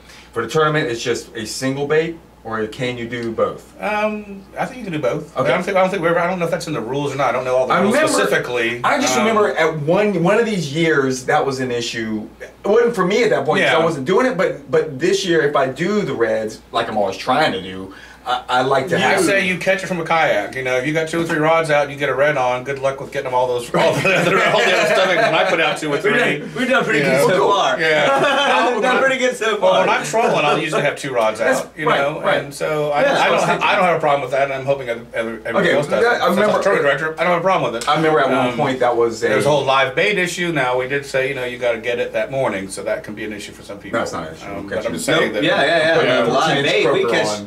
They eat them as big as you can catch them. Yeah, okay, that's fine. Croaker don't big. Like literally going. That's good fillets. You're going in for Croaker don't big enough for drum tonight. Okay. That dude. I've got video. I'm saving all my red around the bridge video in case I've got a lot of big red footage because I'm eventually, hopefully, going to make. I want to make a red video, like a straight DVD about following the Reds in Chesapeake Bay. Cool. So I'm stocking up videos, and Damien's probably got the best fight of last year because he caught a 55-incher in the pilings. Yeah, if I had to fight this thing in and out of the pilings twice, he had to go free spool 3 times, I think, to get out of there. But the whole thing leading up to it, and I saved all this, I caught about a 14-inch croaker that I gave to him for that, and he caught that fish on there. Wow. So 55-inch red ate a 14-inch croaker. Well, big fish, big bait, big fish. Yeah. What they always say. And I remember looking at things.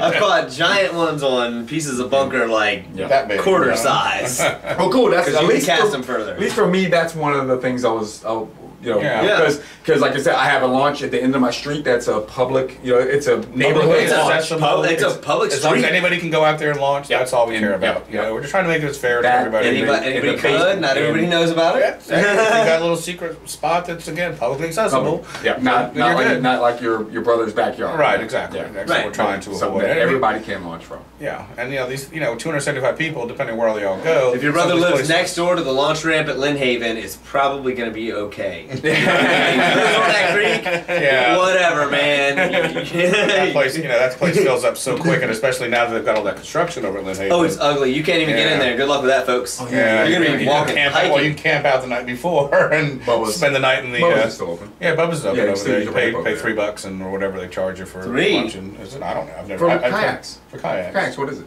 I don't know, dude. To park at Bubba's one day because Rick was launching there because. The other place was full. With the boat? Still cost us $8 to park. That's true. That was in the middle of the summer, too. It's got to be half that, at least, for regular parking. I don't know. We didn't have a trailer. It was my truck. It was me and Matt. We both had to pay $8. Both of us. Wait, each individual person had to pay, even though it's only one? Wow. No, we didn't have one car. Oh, yeah, 2. Okay. Yeah, I met Matt there. He lives in Virginia Beach. I live out here. Yeah, okay. And then Rick had to pay for the...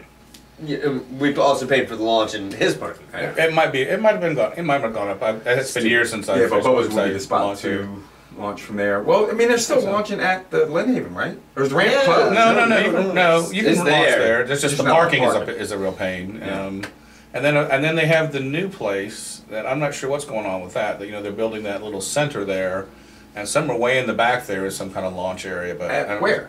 And Lynn Haven, where they're building that new. You don't even know. You got to go out of Crab Creek and make a right. Crab Creek to the right is not marsh grass anymore.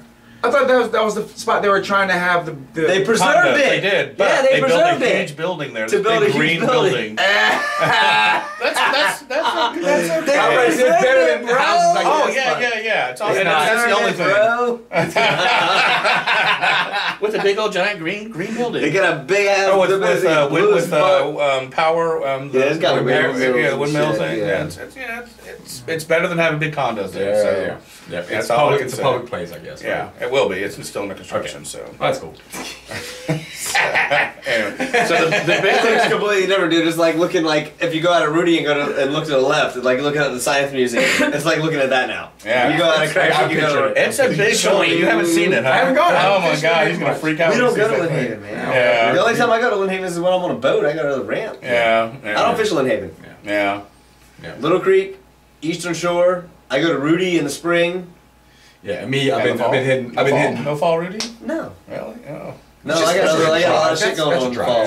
For me, Plus the fall, it's really good around here too. I mean, HRBT is right down the street. Yeah, and I've been fishing HRBT coming home from work in here. Okay. I work at that Max. At Max, yeah. I mean, I live a little more. Well, I'm a little closer to Little Creek than I am the HRBT, but not by much. You know what I mean? I can go either place.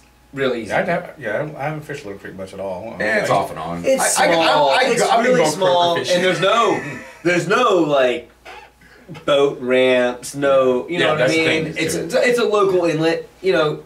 Can you launch when you go over the bridge over there where Vinings is and all that to your left? Going from... No, they blocked that off. Did they really? Yeah, it used to be they built those houses right there. Where you can launch is not at that spot, but at the park. Down the street. Okay. At the actual park. Okay. Right next to rocks and stuff, but yeah. But no, there's a beach right next to the pier. Okay. That's where you're supposed to launch from there. Okay. But you can launch, but not at that one spot that's right next to it, which is right on street, which is really cool. Yeah. You drag your kayak across the field to get to the spot now. Yeah, right. Okay. You park in the parking lot and drag it. Yeah. Okay. It's launchable, but yeah.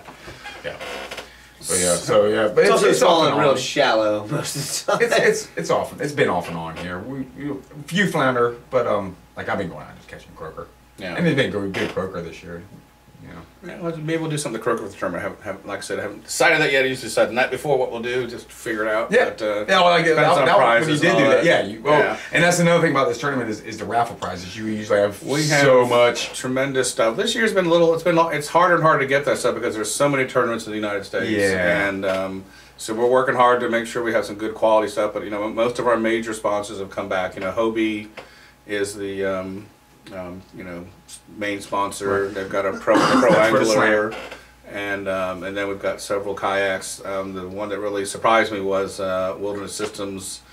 They just put their new thresher out. Is that gonna be largemouth bass? So better be a fresh largemouth bass because Wilderness is the sponsor of that division. Now, if I change it, I don't know. It's not. I know it's not a bass boat. I understand that. So I have not seen it yet, but we're getting the first production run. Cool. So that'll be here. So Hurricane will be there. New Canoe. Appomattox River Company, here folks. They're doing a $500 gift certificate. So nice. And that's kind of cool because a lot of people that fish these tournaments, they already have a kayak. And sometimes somebody wins it, you turn around with sell it right there. Yeah. Actually, well, that's yeah. So it's kind of nice to popular. Have. So it's kind of nice to have $500 in your pocket if you want to go out and buy a kayak, get $500 off, or you want to buy a badass paddle or nice PFD or yak attack gear or whatever we do to rig your stuff up. Nice nice fish finder. So those are kind of cool things to do. We got a couple new sponsors this year. What's really fun is I actually still have a little bit of a kayak fishing rep firm, and with terrain I went down to ICAST this year, and of course when you're at ICAST it's like everybody that fishes is there, and so I get to walk around to the booths and see what's new and all that. So you didn't have to work a booth? Oh yeah, I worked a booth. Oh, okay. I still worked a booth. Still worked a booth. You got a chance to walk around. But yeah. So I got to talk to some of our sponsors, and also solicit new folks, and we got Micropole. Nice. They donated a full set of full Micropole, which is the automatic power pole. For a kayak? Yeah, for a kayak. Mounts on the back. It's got a little remote control button. At first I thought, that's a little bit much, but then I saw How heavy is that? Well, it's gonna be there. I get the you'll see it. I you'll see it. It's pretty cool. Well, it's not. I don't really know the poundage. It's not too terribly heavy. Of course, they've got a battery you got to operate. Yeah, but that's probably forward, right? Or if you want, well, they've got a new one out. I don't know that we got it, but there's a new one that has the battery built into their whole pack. So that's a little bit of weight sitting on the back of your boat, but still, it's unless you're fishing in some really tight places. It's kind of cool to pull up into a shallow, just drives that thing right down and pins you right there. And of course, whenever you pin yourself, it's always the wind that turns you around. Like, oh, I want to fish back there. But then you can just get a second one and you're done. Exactly. I'm done. I don't care what the wind and the waves are doing. Yeah, exactly. Well, what I paddle. I do have a work barge. My kayak is a work barge, so I could work. What are you riding now? I'm still in the Malibu. Still Malibu. Yeah. Not representing them, not on the pro staff or anything, but just they're good big boy boats. They're not the fastest out there, but you've seen me out there before, and it's nice and comfortable for when you sit in a kayak for 8 hours. You want something better to be comfortable. Yes, exactly, comfortable and slow, but that's okay. So New Canoe is coming on board. What's for the prize? Okay, so I know we got Hobie for this slam, which is the flounder spot here, aren't you? Yes, you can put me on the spot here, aren't you? Oh, well, I mean, if I'm just curious if you know offhand. Offhand, I know it's early. Yeah, it's still And I know that Appomattox will have their $500 gift certificate for usually probably Hobie redfish. would be This is Slam. Yeah, he the definitely highest Slam. price one. Yeah, so it's a $2,600 pro angler. Right. So right. So that's gonna be the first Slam. And the Slam is it's flounder reds and spec with the striper. No, we're not gonna do the wild card. No, it's going to be just that. We try, and that's another thing. We've had some, I've heard some rumblings, but that's fine. With 300, 250 people, whatever, judging has been, it's an issue when you've got that many cards and people you got to go through. Now, obviously, not everybody catches a fish or turns it in. But you've been doing it pretty good. I like the because you have it where you either have one this size. No, then don't even give me your card. Right, exactly. Basically. Yeah. And then we're also calling people up at the very yes. and say, hey, if you have a 20, because we've had some issues where we miss it. Okay, we're human beings. Yep. Things happen. So we say you've got 50 minutes if you have one over yes. the size to come see us. And then of course it's a timing issue, and right. some people, I heard some rumblings about that. Let me address it. That's how people do it in tournaments. This is a charity tournament, so you've got to have some. Right, I can't wait all week for you. Decide you went home and oh shit, I won. No, timing as in what came in. If you have a 24 and I have a 24, whoever got in line first. If you think you got a fish that wins, you should get there at 2 o'clock and check your fish in and be done. Right. And I have a prime example that happened to me years ago at the Jacksonville tournament, which was the first major time I ever fished in my life. We went down a couple days early, got some really good intel from a local guy who was a friend of a friend kind of thing, and we sat up at a bar one night over the water watching the flats and just saw the fish work. And I'm like, okay, we're fishing here tomorrow. And lo and behold, I launched in and catch a huge freaking red. And I knew it was like a winning fish. And I'm not just like a gung-ho tournament guy, so we're in Fernandina Beach, and it's in Jacksonville. So on the way down to weigh in, I'm like, I think I'll go take a shower and get a little refreshed. I lost third place by 10 minutes because of my 30 minutes, stopping and showering and all that. So that's how you break a tie. It's get in line. If you think you've got a winning fish, you take the chance. And that's the game. And you're out there fishing. Do you want to push it? Especially reds. They come in. You get into a school and they're all cookie cutter. They're all 24, 23, 20, and so you've got to figure out some way, and that's the way we do it. So or you could try to inch out. You could keep casting, try to inch out a little further. That's that game. You got to play it yourself in a tournament. Exactly. It's part of the whole. It's part of the whole thing. Yeah. It is catch, photo, release. We want people to each have their individual cameras. I know taking pictures is a pain in the ass, but again, we're not. Pain in the ass, but I understand. Well, the new people that they get a big fish in the boat, even a 24-inch red can give you a little bit. Well, paddle over to the shore somewhere and take your time. And I've done that that's before. The thing is, take your time. Make sure you get your shot because take several pictures. Jesus, take several pictures. And look at them if you can and see. And if you can review them before you give them back. Before you guys give them back, because review them before you get the fish off. Look at the pictures. Make sure you can see the tail and the head, and make sure it's clear and all that stuff. You zoom in. Take your time. Yeah.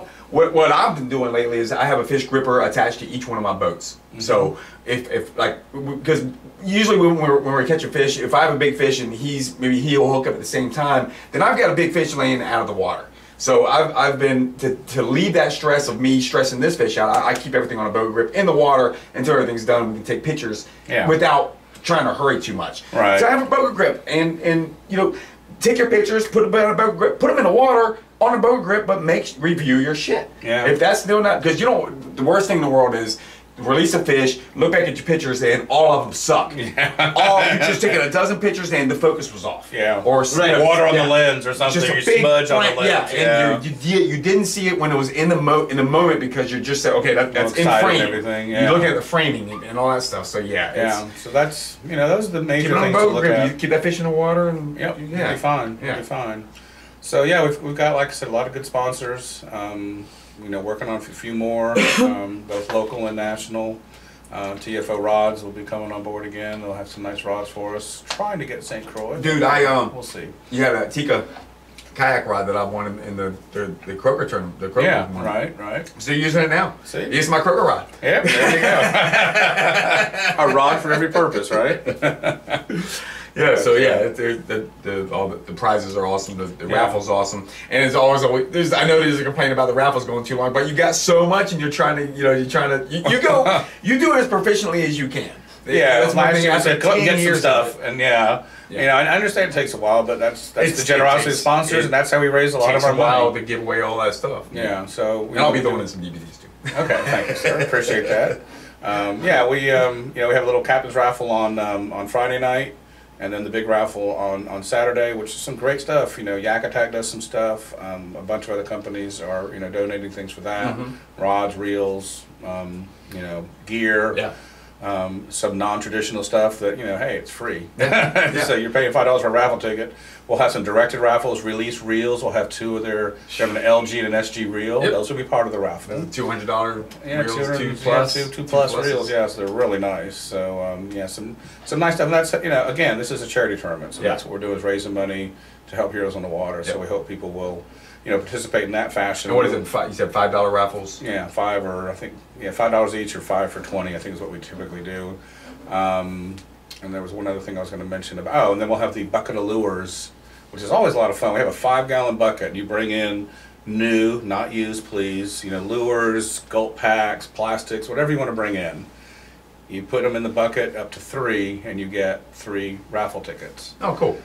The winner picks up the whole bucket, and it's probably last year. It's probably at least $500 with the lures in there. I mean, That's a they're good. lot of stuff. Oh, 5-gallon bucket. It's like overflowing. When you think about 275 people, let's just say half of them do it. You know, that's 300 pieces of stuff that you just got for your. No, you get raffles just for that. Yeah, that's a Okay. separate raffle. Okay. Yeah, so we'll have the general raffle, we'll have the directed raffles, where the directed raffles will allow you to, you know, instead of putting, like, especially the nicer stuff, we're doing that now because I think that makes it a little bit easier. That if you want to buy a directed raffle ticket for this reel or this rod or whatever it is, there's a special, you know, bucket for that. So Yeah, that's good because and then it takes less time. Yeah. It takes you can pick one number, boom, and that's for that. I'm not calling out numbers and going, okay, they're done. No, they're done. So Yeah. it makes it a lot easier. That's good. Yeah, every year you. And we've honed it after these 10 years of doing this. We've kind of gotten it down to hopefully a good science. I've got a lot of good volunteers this year. We had a really good response, you know, this year to help set up and, you know, run the whole thing. So it's hard. The hard part is processing people so quickly, you know, especially the way the registration at night. I'm trying to work on some things for that. The registration on a Friday. Yeah, that always gets to be, you know, people end up showing up right at 7 o'clock. And there's Yep. a big long line, and I don't want to start the whole, you know, we don't have a whole spiel. whole bunch of stuff going on, but we Try to cover go the over stuff. rules, and we do a little captain's raffle, and, you know, it's field questions and all that, but, you know, there'll be an identifying marker in each picture, which we've already purchased those, and Yeah, it changes every year. we'll see what, Bringing that the is. sponsor back up. What? This was put up Oh. a bit ago by Luther. What do you say? Yak Attack, as far as they will be, it says right here, Luther stepped up again himself and will be a major sponsor, providing the second place prizes for all divisions. Yeah, that's going to be a black pack filled with rigging stuff. Probably be a busy Right. pole, probably be some gear tracks, Right. probably be some. It's like Right, 500 and that's bucks. for all divisions. For all divisions. Yeah. Every division he's putting in a second place award for. Damn. And Yeah. stuff for the raffle too. There you go. And I raffle just stuff. I was just scrolling through Facebook and happened to see that Oh, shit, right now. that's good. So. Yeah, he's There we go, tremendous. He's a, you know, he's one of us. He's a He's a kayak black angler. Oh, angler. he is the guy. Yeah. Yeah. So, yeah. So Damn, he's yeah. he's definitely he's Yeah, so helping out like, with yeah, for instance. second place. Third place is going to be Hook One gift certificates. Okay. That's Chad from Chad. And Who Chad was is from here. You know, he was here. You know, Oh, he's stationed here. Well, started. yeah. I mean, But, Chad you know, started here. Yeah. Yeah, and you know, just a tremendous guy. Is doing incredibly well with his, you know, both online and his retail store. I think he has two retail stores, maybe 3 now. Really? Yeah. dude. Yeah, Chad's and they're not, balling. and they're not just Chad's like balling. a couple of kayaks and some Yeah. stuff. It is like packed Yeah. with all sorts of fishing gear. Because Chad's the guy. I mean, it's really amazing that in this area we've had so many, including yourself, you know, kayak people who are, you know, Emerge. pretty much nationally known. Yeah. You know, Chad, Corey wrote the book, you know, originally, and Yeah, Rick. and Rick. yeah, Rick. Apparently, no, that's from There's no like actual. no. Right, gotcha, Yeah. gotcha. I fish with Rick all the time. Best friend. But yeah, but it's amazing in this area. Believe me, I call him prick when he's really hounding me about pictures or. Oh yes, I need that stuff now. Yeah, now I'm like, I don't have it. Go out and shoot it. It's cloudy. It's cold. But yeah, this Yeah, I area mean, is really. I did a wreck anchor thing for him, and he hounded me for so long, and I think it just like it came out in this little like. It was like there's a lot of effort and a lot of like it was cold. I didn't want to go outside and do it, and I had to go out and film it. I filmed it like this. You know, That's what you I got all when you got angry, back. Yeah. and then it was like this little thing. That's what you get. That's our buddy. Yeah. That's the man. Rick. Right. But yeah, like as you know, Rick's the editor of Kayak Anglers. Exactly. Yeah. Exactly. So. Yeah. Well, we got a good area. Yep. And lots of people. Lots of fishing, lots of different species, lots of and kayak ways. There's a lot of different ways to catch the different species that are here too. There's not just one way to catch these flounder. There's not one way to fish for these drum. And kayak fishing, it's just a real good place for kayak fishing. It's accessible. Some places, you know, the shore is close to a lot of or launches are close to a lot of productive, very good fishing paddle 10 areas. miles to get to some place. Yeah. Except if you go for the secret place we're tarpon on Eastern Shore, which we will not talk about. Yeah, but if you good luck, man. Yeah, good luck. I mean, whatever. Go for it. I hate catching sharks, and so I won't go. For other reasons, I did my bucket list this year and went down to Florida, caught some tarpon on a boat. That's if you want to catch a tarpon, go to Florida. I don't want to catch one on the kayak anymore. It cured me of that, dude. How big was that? It was 125 pounds. A kayak? No. Oh. I'm still telling you, it wore my ass out. I'm telling you what, that was my fourth one that I got that morning. And it was getting hot, and I'm standing up in the boat, and we would just got out to get bait, because it was kind of slowed down a little bit. And we cruised back into the area, we're fishing off the beach, and we passed these guys, and they were fishing with bait, so we could see their little bobbers and everything. And they were like, hey, y'all caught anything? And, yeah, but we're trying now with some bait. But I was in front of the boat casting a DOA bait buster, and that's what I've been doing all day. And literally this guy's been there for like an hour. And so literally right in front of them, it hits and jumps right in front of them. It's a big one, too. It's the biggest one of the day. And I'm saying, don't have a fighting belt on, so I'm jamming this damn thing into my nuts trying to get it back in. Right. It's hot. I'm standing up. I'm starting to sweat. And this thing, we had 30-pound Power Pro on these things. It wasn't big tackle. Oh, I was like amazed at this. This is a guy that I've been to many, many times. Great guy. And his wife is a photographer, so she's taking all these great pictures. And I bought that thing to the boat, I think, frickin' 10 times. And as soon as he saw the boat, and he's gone. And he's towing a 23-foot skiff with 5 people on board like it was nothing. And I finally handed the rod, like, Mark, I can't do no more. You bring him in, I'm done. And so we got him in, and they're like, you got another hour and a half to fish. I'm like, no, I don't think I want to do it anymore. I'm good. Exactly. What am I going to do? I'm going to fish like that it was getting hot. We started like 5 o'clock in the morning. We had a fish on at 6 o'clock in the morning. I mean, it was hot. Fishing wise, it was just great. So I've got tarpon off the list. Don't want to do it in a kayak now because I can't. I mean, if you're in a kayak with something like that on board, you're gone. They're taking you somewhere, maybe where you don't want to go, and farther away. We'll find out.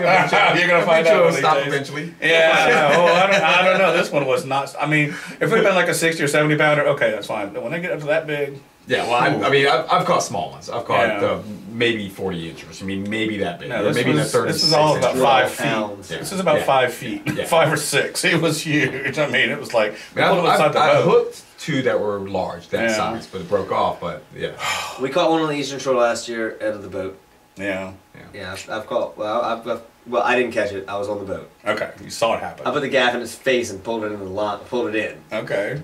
I lip gaffed it. Yeah. We pulled it in the boat. It was big. Yeah. It took a lot of pictures. Big giant, big giant shiner. Yeah, they're beautiful fish. It was close to 100-pounder too. Yeah, beautiful fish, and just what a fight! Just what a fight! Yeah. On the kayak, the one we caught only jumped 3 times, and they were all as soon as we hooked it, 3 jumps, and then that was it. It was in the water the whole time, just pulling. Yeah, yeah, pulling. Mm-hmm. Yeah. Mm-hmm. They can turn direct. They can change directions. It's stupid. Yep. Yeah, they're a blast. They're a blast, but. Nobody's caught one on a kayak up here, right? Not here. Is that correct? No, the guys have hooked them, but the whole idea, the whole thing is you get pulled into oysters.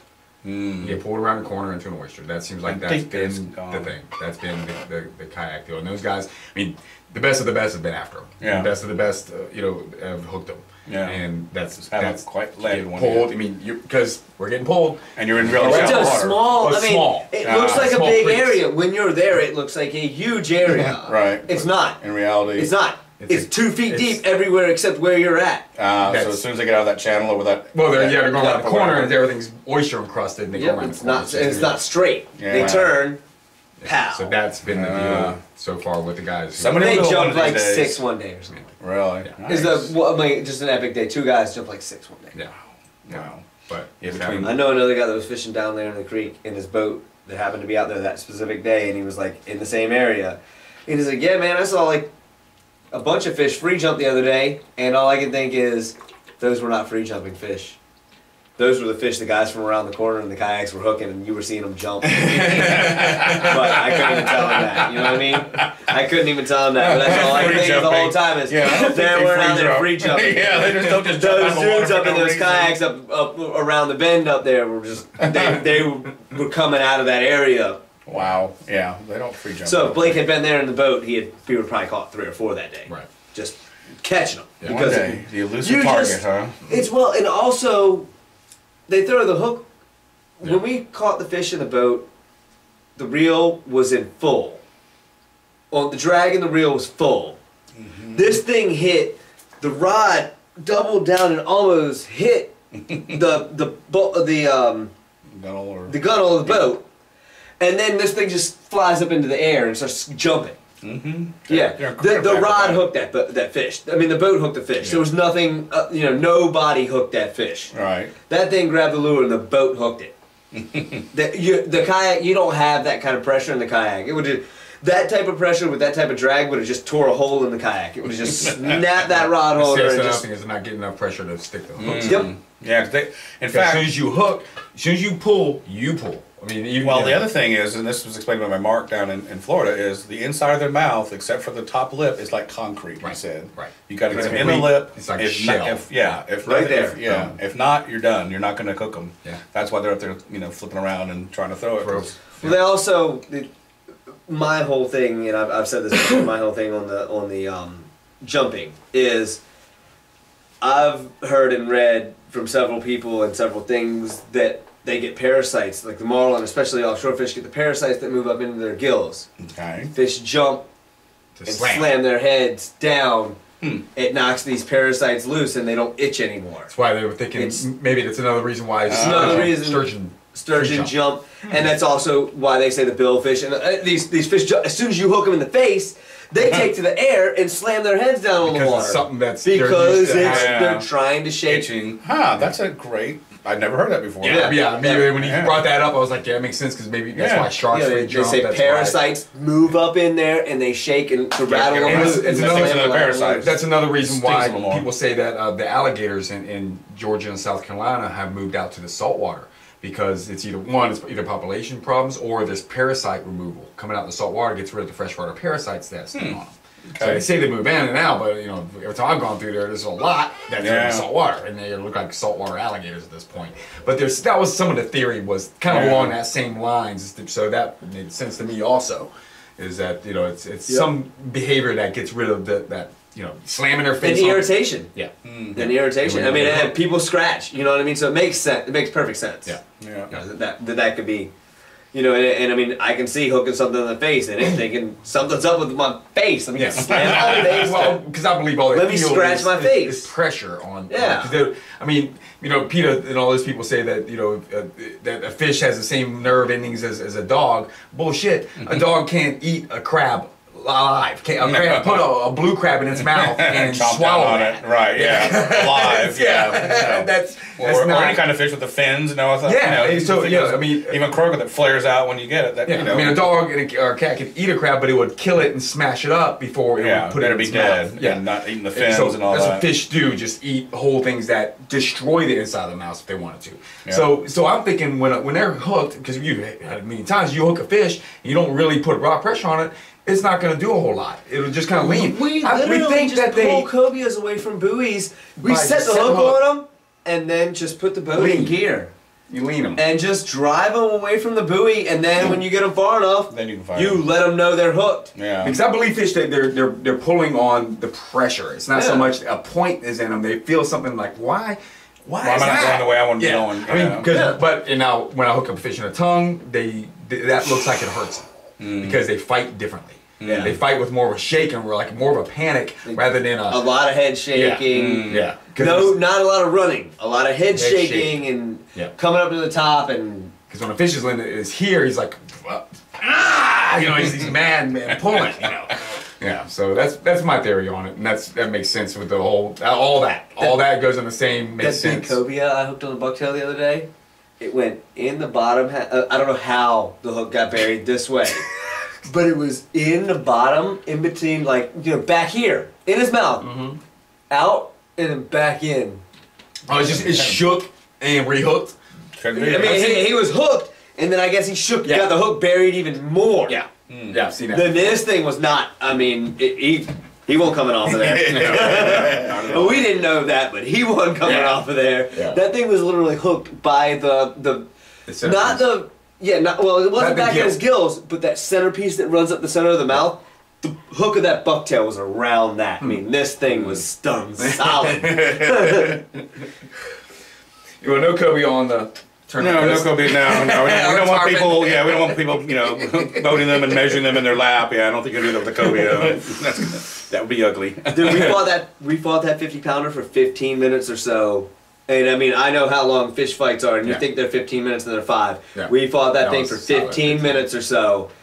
I put the gaff in it, and it tried to tear my fucking arms off. It tried to tear me out of the boat, but I was not having that. I mean, I put it in the boat, and it slung off the gaff into the bottom of the boat, and just, I mean, crazy. And this thing, I mean, put up all it could put up. Yeah. Years ago, I think I was in Florida again on a boat, and we hooked a big cobia, and the captain brought it in, or the first mate brought it in, and gaffed it. Got it into the cockpit, and the thing slipped off the damn gaff. Now it's bleeding and flipping. It looked like blood just started flying everywhere. It looked like somebody had been murdered on our boat. All of it was covered. Have you seen the video that we shot? I shot in Rick's boat. I don't think so. You haven't seen that one on YouTube? It's on my YouTube page, but it's a boat. It's 67-pound Kobe that he stuck in. I'll bring it up after we get off here. But it's ridiculous. It's the same thing. Yeah. Gaff. Pull a gaff, miss, blood everywhere, and this thing actually bleeds out in the water. It stops bleeding in the water. We get it in, he cleans it literally bleeds out. Well, that tarp I was talking about, 30 minutes. That couldn't happen. Yeah. And then a hot Florida sun, that'll wear your ass out. How long did Joel's Swedish dude with the giant Greenland shark, how long did his fight take? I did read that. I haven't read into it yet. I was looking at the video and all that stuff. Yeah, I did see that. Wow. Yeah. Well, I remember reading it was down at 1,600 feet, so it would take him 20 minutes to check his bait. To reel up, to make sure he had frickin' bait on, would take him 20 minutes. Just to check the bait. So, I mean, it's a giant fish. Yeah. And it's cool. It's awesome. That's a bottom anchor. Yeah. It's a bottom anchor. Oh, no, the fight couldn't have been a fight. You can't catch a 1,200-pound great white or a 1,200-pound mako in a kayak. You wouldn't. I don't know how he did it. It would spool everything you ever had in your entire life. This thing is a bottom anchor. I mean, the man caught an anchor that pulls a little. Oh yeah, it's awesome. I think it's fucking awesome. I mean, I do. I think it's cool as shit. But literally, I mean, he winched an anchor up off the bottom. A big anchor. Floppy anchor. Yeah, he got up, they measured it. That's what, had the chase boat with him and everything. Yeah. But you saw, he said he was strapped in, which I thought that's a little concerning. You're strapped, I mean, if that's what he meant, was he was literally strapped into his gear. It looked like and this thing decided to come up to 800 feet, and I'm going down again, and you're not free spooling it quickly enough? Well, I think those things aren't fast. Either. No, they're big lumbering kind of things. That big freezing. 6 gill that Roger said, man, he said it was just like, I mean, it would take some pulls.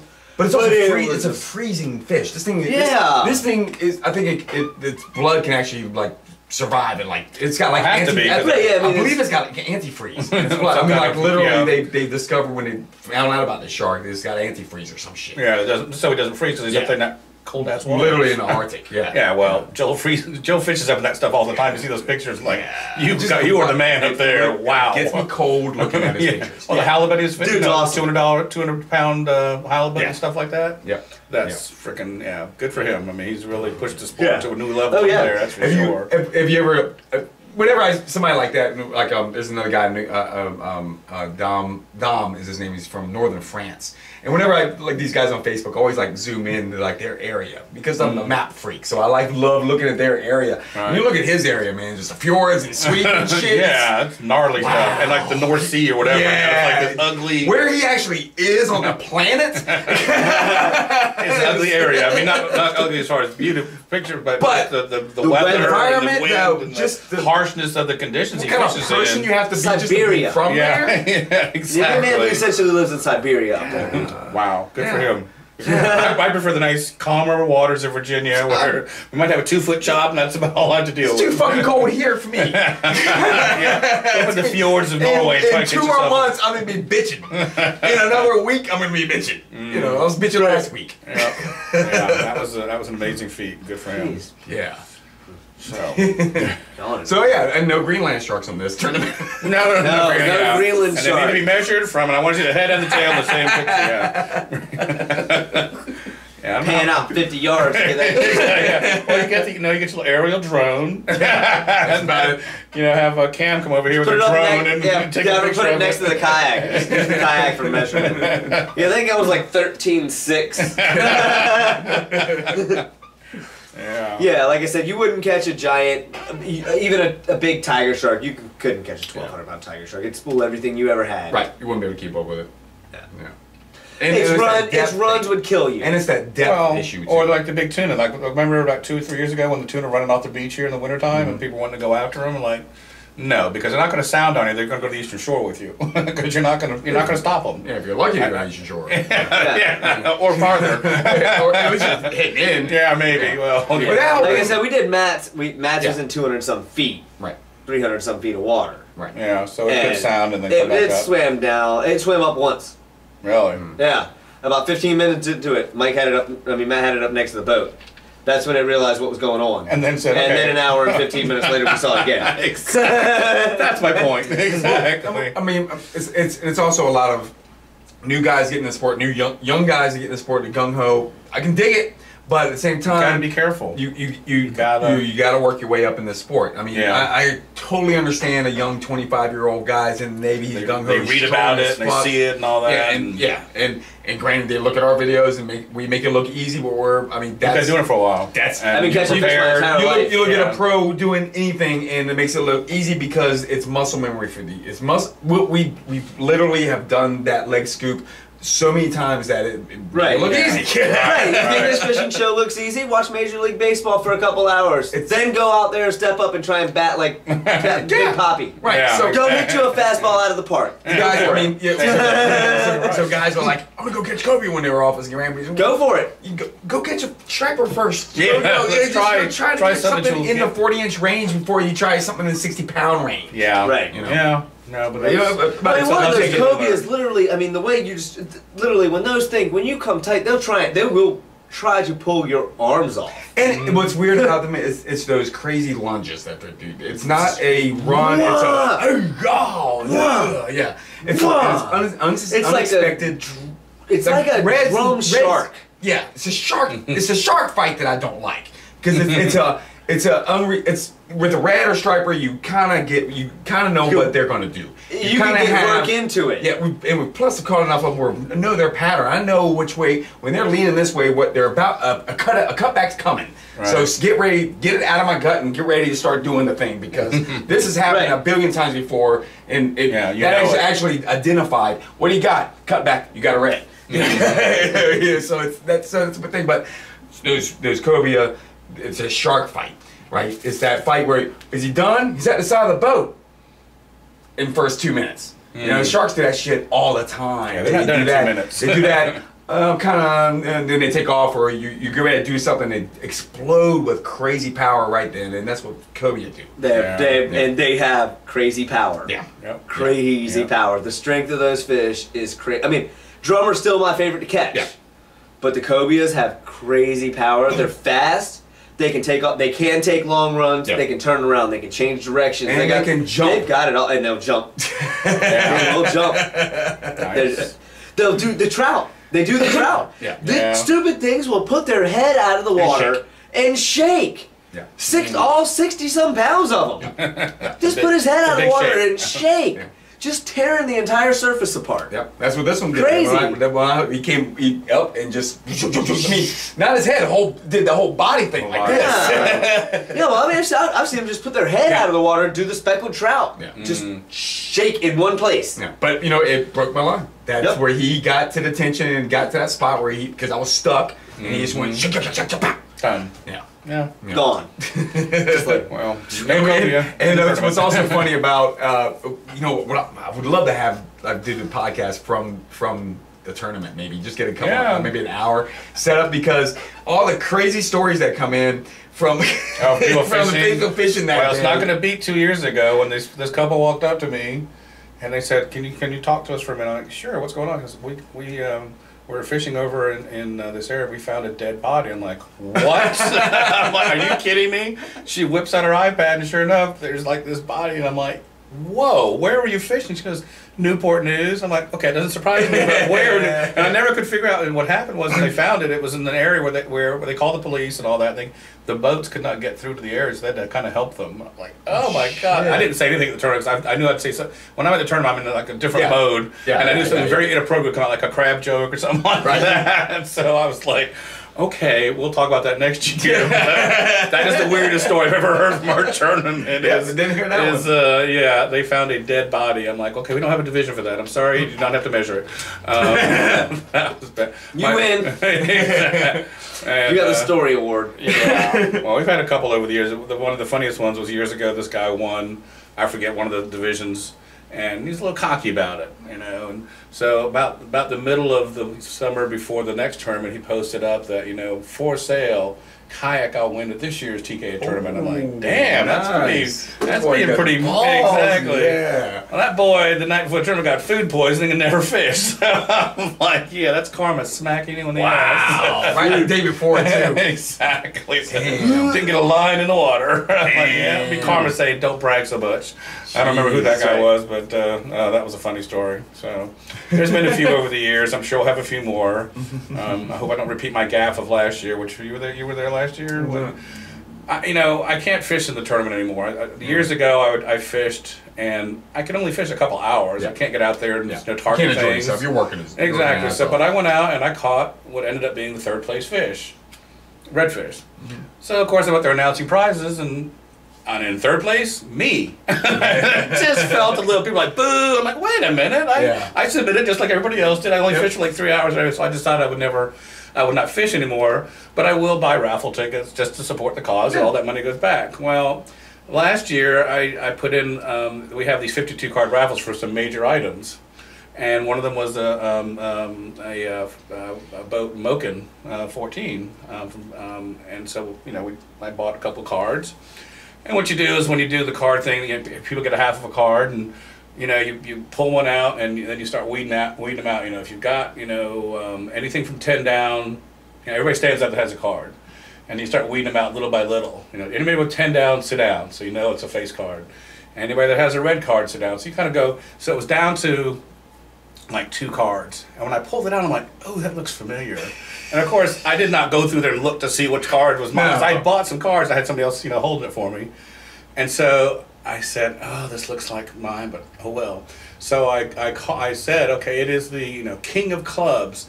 And this guy comes running up, wow, I won the boat. I said, oh, I'm sorry, I meant King of Spades. I misread the card. I felt so bad for the guy. You should have stayed. No, what I did was I showed him the card, it was all cool. Oh. And then I donated the kayak to Hal. Okay. So I was not going to keep that for sure. Boy, but that was a heartbreaking. Heartbreak. That was it's heartbreaking. Some young guy donated his winning. Was it in a tournament this year? A lot of people do that. If you got all the stuff already, donate it to Hal. I know, but it's rough because I'm poor as fuck, and if I want anything, I'm gonna have to sell it. And it sucks because I know I'm a pro and I get like stuff free, but you also gotta make a living. And it's hard for me. I was like, I see guys doing it. I'm like, oh god, it's a hard precedent. Let's just follow. Do I have to give away my stuff? Yeah. I mean, do I need to win anything else? No, I don't. Just because over the years with being in the business and all that. Well, I like you got rods. I mean, you got TFO rods. I'm going to try to whatever that's. I'm going to go for. Hopefully, you got a redfish somewhere in there. Redfish. Because if I go for reds this year, I'm going to try to. Yeah, we'll see what we get. We're still working on it. I don't have any rod sponsors anyway, so I have to rods. Okay. Yeah. Well, we're still working on it. So. We still got TFO and. Yeah, TFO's on board. I'm looking at some other. I haven't gotten them yet, but they're sending them to me. Cool. And we're still working. Up to the day of the tournament, we'll take donations. So anybody out there that's custom rod builders, anybody else that wants to help out. Lures, people that make lures. Yeah, if you anybody. pour your own lead. I mean, anything. I mean, it's free stuff for the people, and they buy raffle tickets, and that's how we make a ton of money. I mean, we sold probably $6,000 or $7,000 raffle tickets every year. Yeah. And that's where we make a lot of our money. 'Cause it's an expensive tournament to put on with that many people and feeding them all and all that, but you know, it's all worth it. And it's as much work as it is. I always bitch about it every year. Well, that's a lot of work. But it's, and I don't get paid for it. I don't get a salary or anything, but You've that's been fine. doing it for a long time. I think this is my 6th year. I can't believe I've been doing it for 6 years. It's just like crazy. But we're hoping for another good tournament. We'll pray for good weather. Any questions on the Facebook? I didn't see any at all. Everybody, dude, it's all football season. Dude, I went to the grocery store today, and you can tell it's the Redskin jerseys. There's dudes out in front of the grocery store talking RG. Oh, 3. RG3 and all that. He's not very good today. Well, I'm just saying, it just you can see. It was me guys wearing their jerseys, full on numbers, and this is the autographs. This is opening day, so yeah, you know, totally understand that. Totally. That's what I told him. Couples. I told him yesterday. I was like, tomorrow night the Colts play at 8:30. I forgot. He was like, oh shit, he watches football, but the Colts. That's my team. Andrew Luck, and you got, the Colts have always been my team. And you got Denver, right? Denver. Yeah, we're playing Peyton. So Manning's coming back, so that's we beat him gonna be last year. interesting. Yeah, we beat him in the regular season last year. Yeah. Well. See, it's like me watching the UFC and Cowboys fight. It's like, we're gonna beat the other guy. Yeah, it's not me and Cowboy beating the other guy. It's I understand. I just love joking it. It's a whole nother world that it trips me out. Damn, what's that there? No, people at the concert. Oh, people at the concert. I was looking for notifications. Nobody said shit. Nobody's on that thread. No, dude. People. Everybody's watching football. Yeah. Sunday, Bloody Sunday. It's all right. Yeah. Well, cool. Yeah. You had live viewers today? Yeah, we have 4. We have 4 on the whole time. So that's another. That's why I thought it would be more football today, when people are watching live, but we got a couple. Yeah, I'd like to maybe get a little side room and maybe set up. Do a little improv podcast here and there. Yeah, you want to do it at the weigh-in or Friday night, or which night would you? Just let me know. Yeah, I'll think about it. Actually, you're gonna be there. You have internet. You're gonna inside. You have Wi-Fi in there. I assume they would. Yeah. Okay, as long as I have Wi-Fi, this is it. This and the backdrop. Dude, you could do because I want to half the show at the captain's meeting and half at the. That's a good idea too. Well, we'll put you for the captain. We can put you in the room where we do the judging. I can't do that. I can't do that on Saturday because I got judges in there. But they should have another little room that. And we'll figure it out. Yeah, I'll put it in the corner of one of the big rooms. Yeah, exactly. And people will do that. I mean, as long as I can thumbtack my back, drop to it. Yeah. So we're gonna have believe it or not, we're gonna have a magician there on Saturday. It's supposed to be badass too, from what I hear. So see, I need to do a podcast from there. Yeah, there's just too many people from out of town. Magician? Fish magician. I gotta get the magician on. Fish disappear. I gotta get the magician on a podcast. Yeah. Cool stuff like that. So we're trying. It's the 10th one we've done. So we're trying to make it a little special. He doesn't fish it because he works on Saturdays. Yeah. Oh, he would all win something with the raffle, man. Yeah, well, I'm gonna try to get him to come to the thing. Yeah. Especially especially if we're doing podcasts. I'll come out. Yeah. I just like I said, man. I just work on the weekends, so I don't ever do weekend stuff. And it's always forecasted not because if it was ever forecasted for us, we could actually target reds. We go drum fishing. We go drum fishing because I'm gonna need a witness because I'm not gonna be able to get the drum that we're targeting on the thing because it would be. Well, if he goes by himself, he's gonna win. The deal would be if he catches one, he's gonna win. Bragging now. If he goes by himself and goes to the spot, the deal if he catches one, he's gonna win. The battle would be is if we both go out. Then we would have to. He's gotta help me take a picture, and I gotta help him take a picture. And we're against each other because.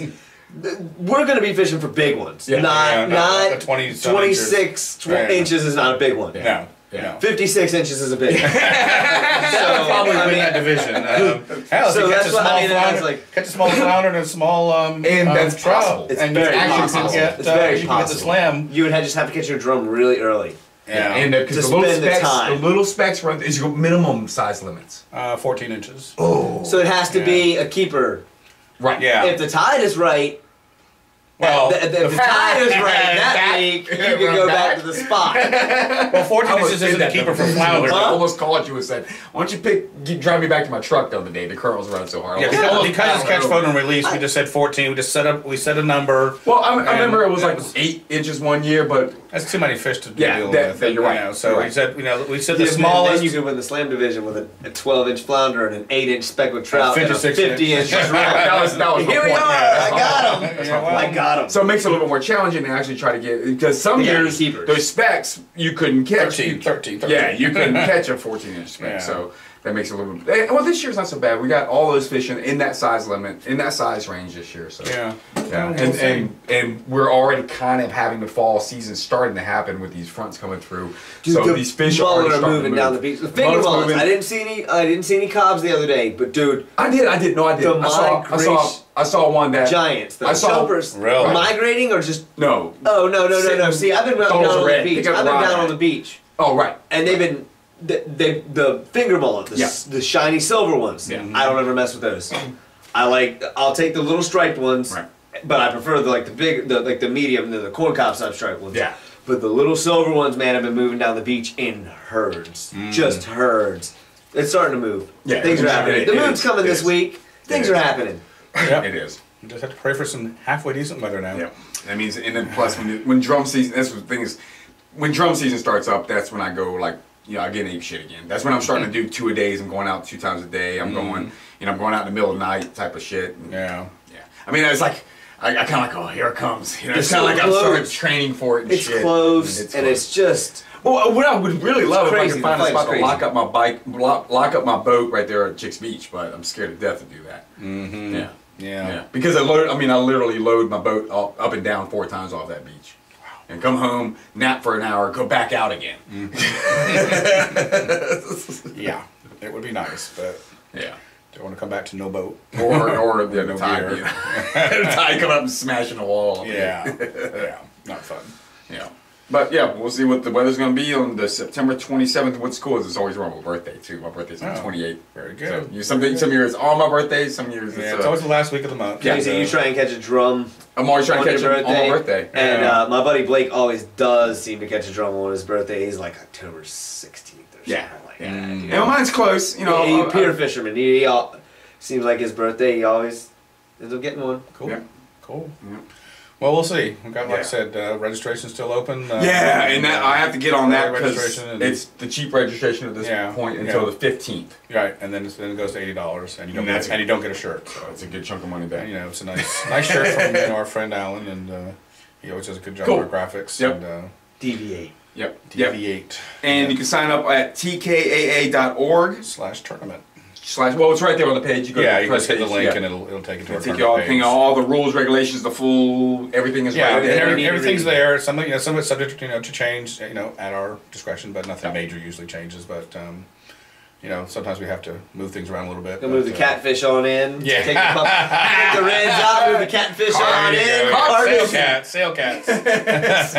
Hey, you never know. Oyster toad. I'm happy I Hey, cleared up that I can do a bait in Was a it at the- jig. Yeah. because I think they it was were at the bored. point the other Driving me day. crazy to do one. Down in Hatteras, somebody caught a bonefish in the surf. Wow. This big. Interesting. Wow. Not a mullet either. I mean, I saw the think picture. I of did. it. Yeah, I It think I did see It was that, a yeah. bonefish. Yeah. Yep. I mean, crazy things happen. Our buddy. Came up in the Gulf Stream. Well, my buddy knows the guy that does the coral shop goes off of those wrecks down there sometimes and catches French angelfish. So, what I mean, like the straight Right. dropping. Right. Collects them and he collects them. Collects them and he has a reef shop. Yeah. Oh, really? They're gonna die, dude. They're not gonna live. Right. These fish. This is not a tropic region, and the same current that brought them up here is not going to take them. No. I'd like to get some current. Yeah, it's not going to turn Not gonna around and happen. take them back. Where's the Yeah, bus coming yeah, back? but he catches them like dime size Wow. up to like quarter size. Yeah, like French angels, blue angels, Atlantic wrasses, stuff like that. Like stuff that you're just not. You know what I mean? Yeah. That's pretty cool. At one point in one of the runways, he had 5 cobias like this. Wow. Little bitty babies. I've seen striper that big. They're Yeah. really cool that big. Yeah. They're like real detailed. Yeah, a guy I know that used to fish Honey, a I lot. shrunk the striper. Like you see the scales and they're just so Threw the cast net one time and caught one of those killifish, and I knew what it was.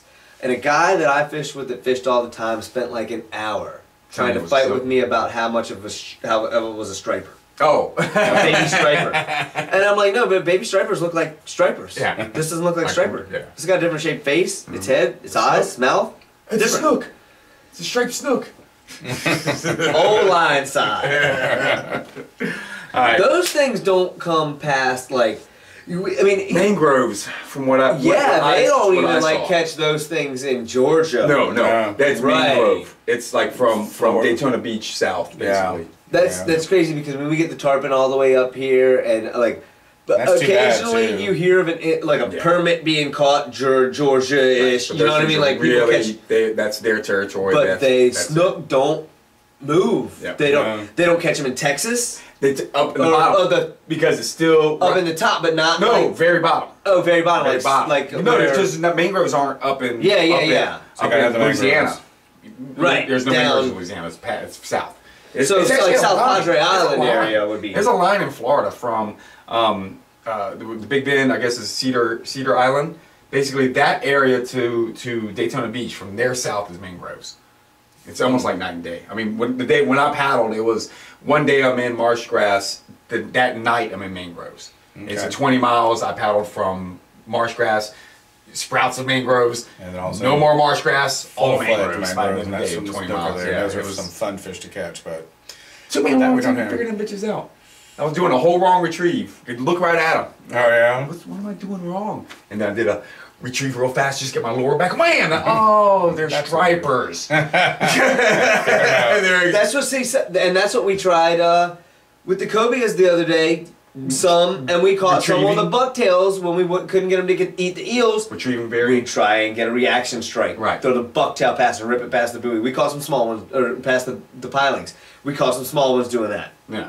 And definitely had more hits from small ones than actually got hooked. You know what I mean? But when they that's won't cool, hit, you can get them to react. Yeah. They will reactionarily hit something. Yeah. Yep. Cool. Like I said, that one rejected Alex's eel. I threw the bucktail up there, and I don't know if it was the same one or not, but But you got him. You got somebody to go. a nail, instant, 3 jerks and wham! I mean, Done. tight. As soon as that thing bit, I was like, "Oh, this is a big one." Nice. All right, we're gonna wrap up. We've been on 2 hours. 2 hours. Damn. We did have a long Yeah. 45 minutes about fishing, but we finally got it was worth it because you finally had to get some fish. Yeah. Something to talk about. Yeah. That's tkaa.org. Check it out. And the tournament is on the 27th of September. It's on a Saturday. The captain's meeting is on the Friday before, and that would be the 26th. tkaa.org. Use /tournament. Yeah. That's what it was.